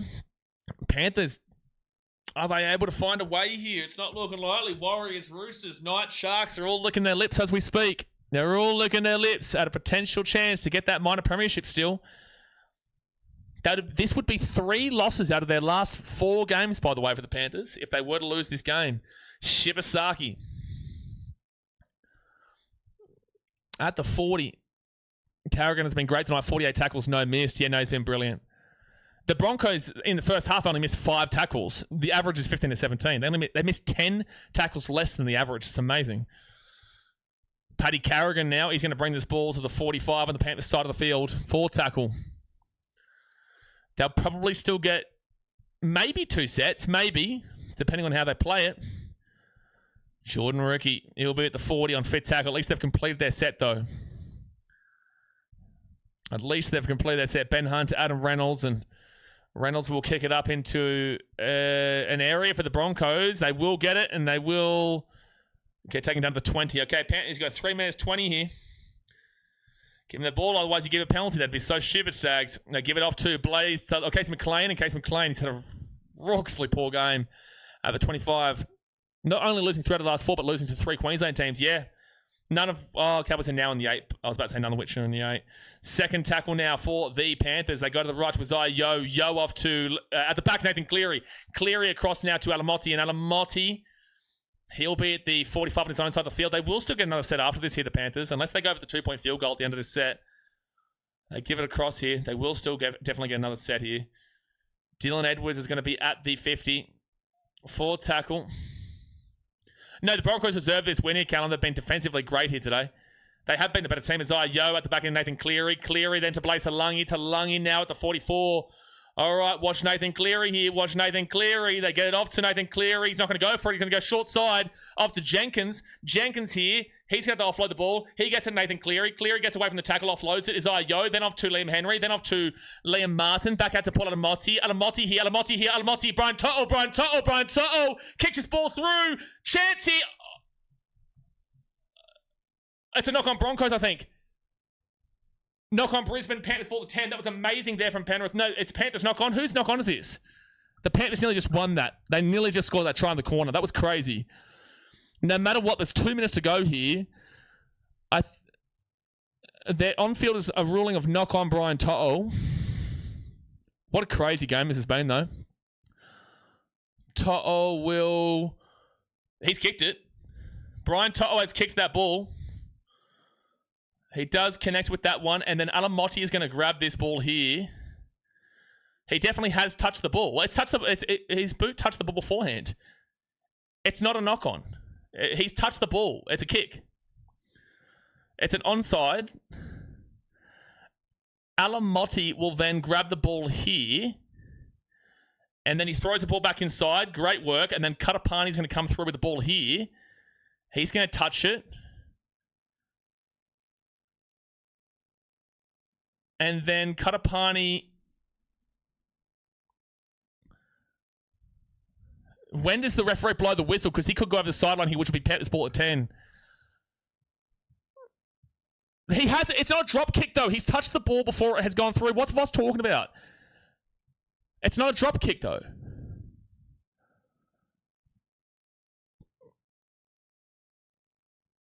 Yeah. He doesn't blow it till it goes out. So this is just going to be fine then. Because he originally called the knock-on against Brian To'o. The referee... What? What? No way, Bunker. That's incorrect. That's incorrect. No way, bro. That is awful call. No, that is an awful call, man. That is an awful, awful call.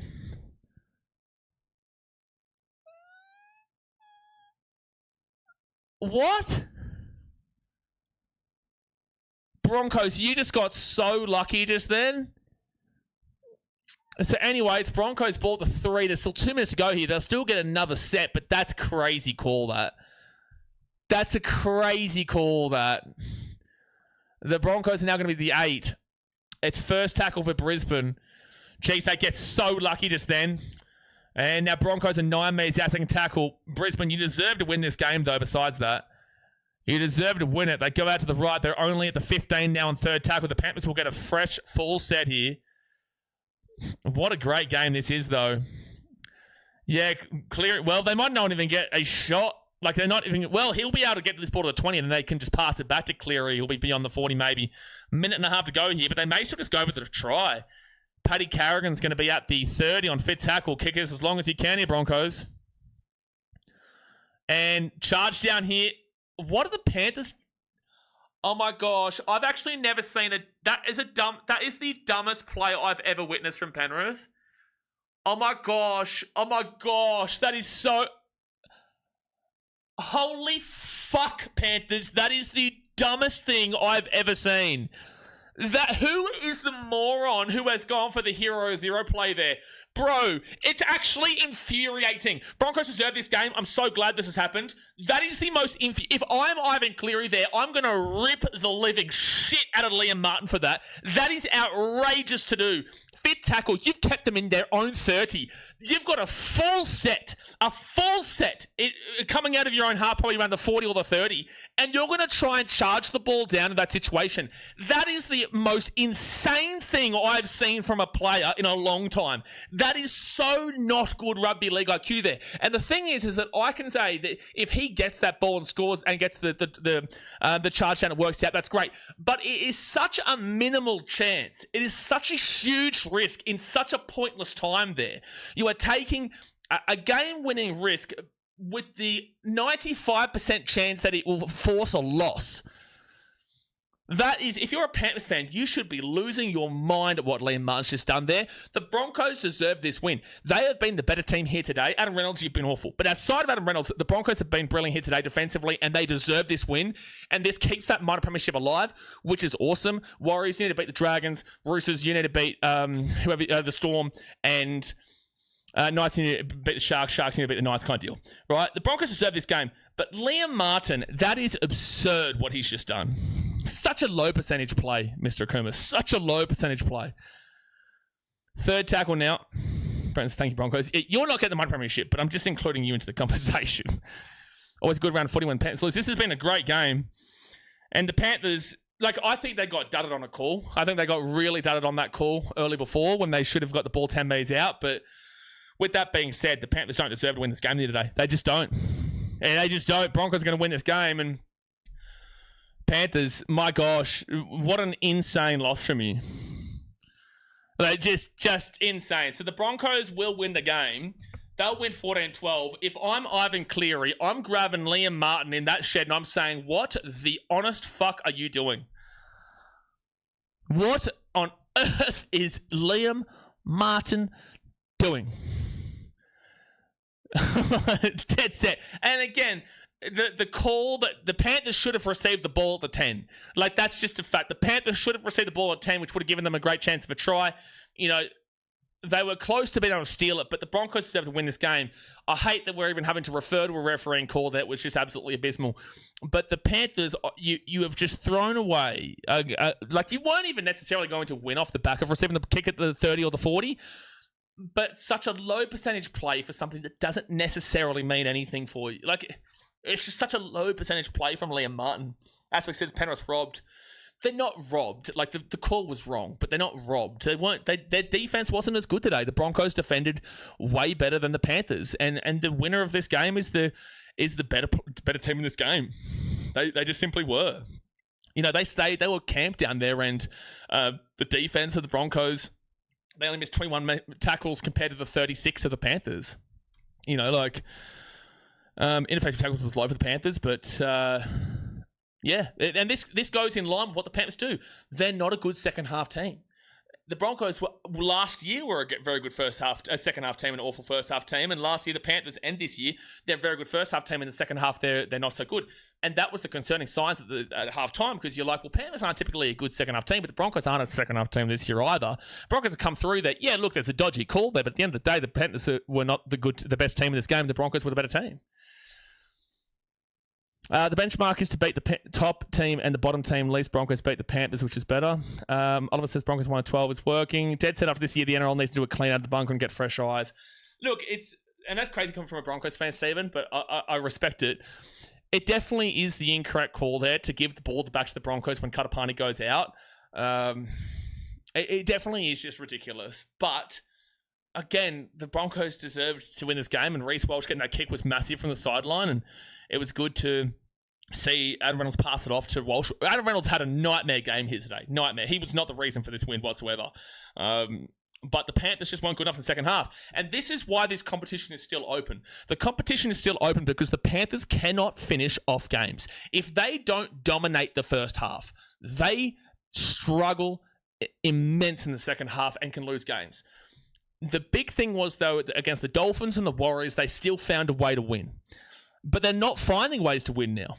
They've lost 3 out of their last 4 games, the Panthers, to the Broncos, who are in 4th last, the Titans, who are in 2nd last, and...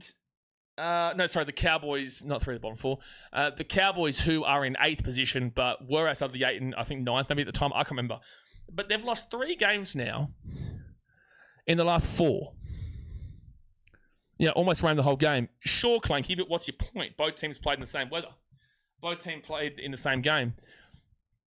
Shows not even the Panthers can beat the ref in the bunker. Broncos still alive. They are, but they're not. They're still going to win 7 out of their next 7 and hope things go their way. But 32 points should get you in. They've got to fix their points differential, and this didn't help their points differential, but you weren't looking for a points differential boost today. So they've still got to win 7 more games out of their remaining 7 games. And the teams that they do play here... They've got the Cowboys next week in North Queensland, who are 8th and fighting for a top 8 spot. It might be out of the 8, but also could be well in the 8 by the end of this weekend. They play the Knights at Suncorp in 5th. They play the Dolphins, who are fighting for a top 8 spot at Suncorp. They play the Warriors, who are 2nd at Suncorp. They then play the Raiders, and the last time they played there at Suncorp, which was Magic Round, the Warriors absolutely trounced them. The Raiders in Canberra, who are 12th and fighting for a top 8 spot. The Storm in Suncorp, who are fighting for a top 8 spot in 10th. And the Bulldogs in 11th, who aren't really fighting for a top 8 spot, but technically are speaking. But might not be by that point. The Broncos can't win 7 from 7. It's not going to happen. But this was a good prideful win for them today.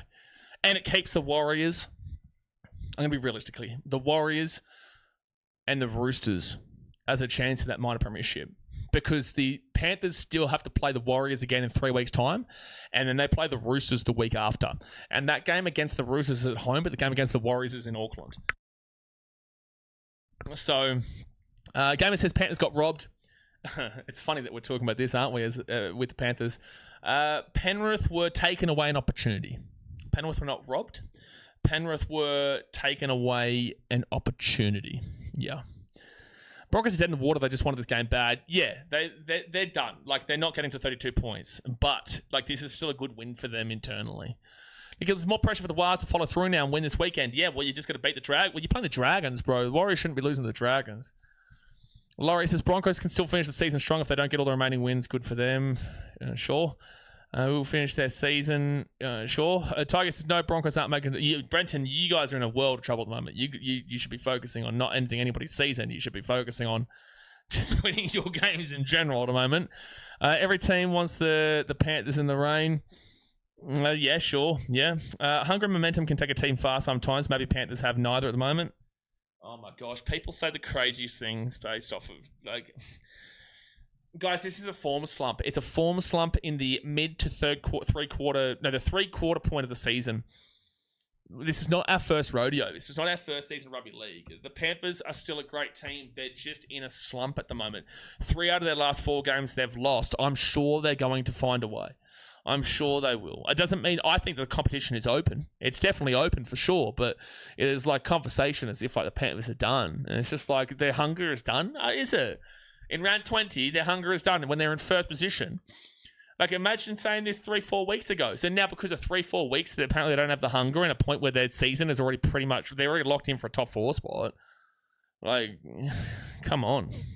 Bronco says, would have been a pen if they let him go out. That's not what the call was going to be. But also, Bronco NRL knows, you said before that Adam Reynolds is... you said that Adam Reynolds is the greatest player in wet weather conditions. You still have that thought process? Yeah, come finals time, they're locking up my shit. I agree with you there, man. The Panthers, they're in a really poor point of their year, and it's a form slump for sure. And again, this was a very deserved win for the Broncos, but also it was a very deserved win for the Cowboys, and it was a very deserved win for the Titans. Like, they've lost to all 3 Queensland teams in the space of 4 weeks, 4 playing weeks, they had a bye in between. But they've lost to 3 out of 4 of the... he's trash on his best game, yeah, for sure. Everyone else, the Broncos, was fantastic. Not Adam Reynolds at all. But yeah, look, the Broncos should just be happy with this win. The Panthers will be completely fine by the end of the season. The competition is definitely open because they are beatable, this Panthers team, which is not what we were saying at the beginning part of the season. And it's all on. We're into the final straight here, babe. We're into the final straight. So tomorrow, guys... We have 2 games. Obviously, as you know, we are live for every single game Rugby League. Sharks Knights tomorrow, and then also Rooster Storm. Massive day there. 2 teams fight for the top 4, in Sharks 4th and Knights 5th. And Rooster Storm 3rd versus 10th. Roosters trying to charge down for a minor premiership now. Liam Martin, can't believe what he did. And the Storm in 10th position, who are trying to fight for the top 8. They just need to win their games and to win 5 out of their remaining 7, Melbourne. And they're in a tough little pickle. So that's a big game tomorrow. So we've got a massive day tomorrow night, guys.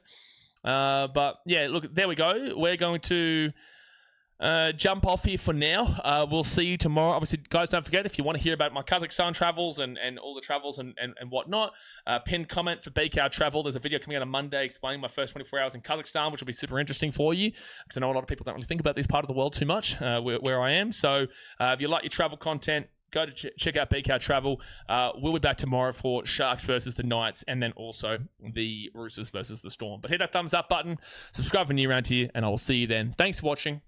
Catch you later. See ya. Liam Martin, what's he doing, bro?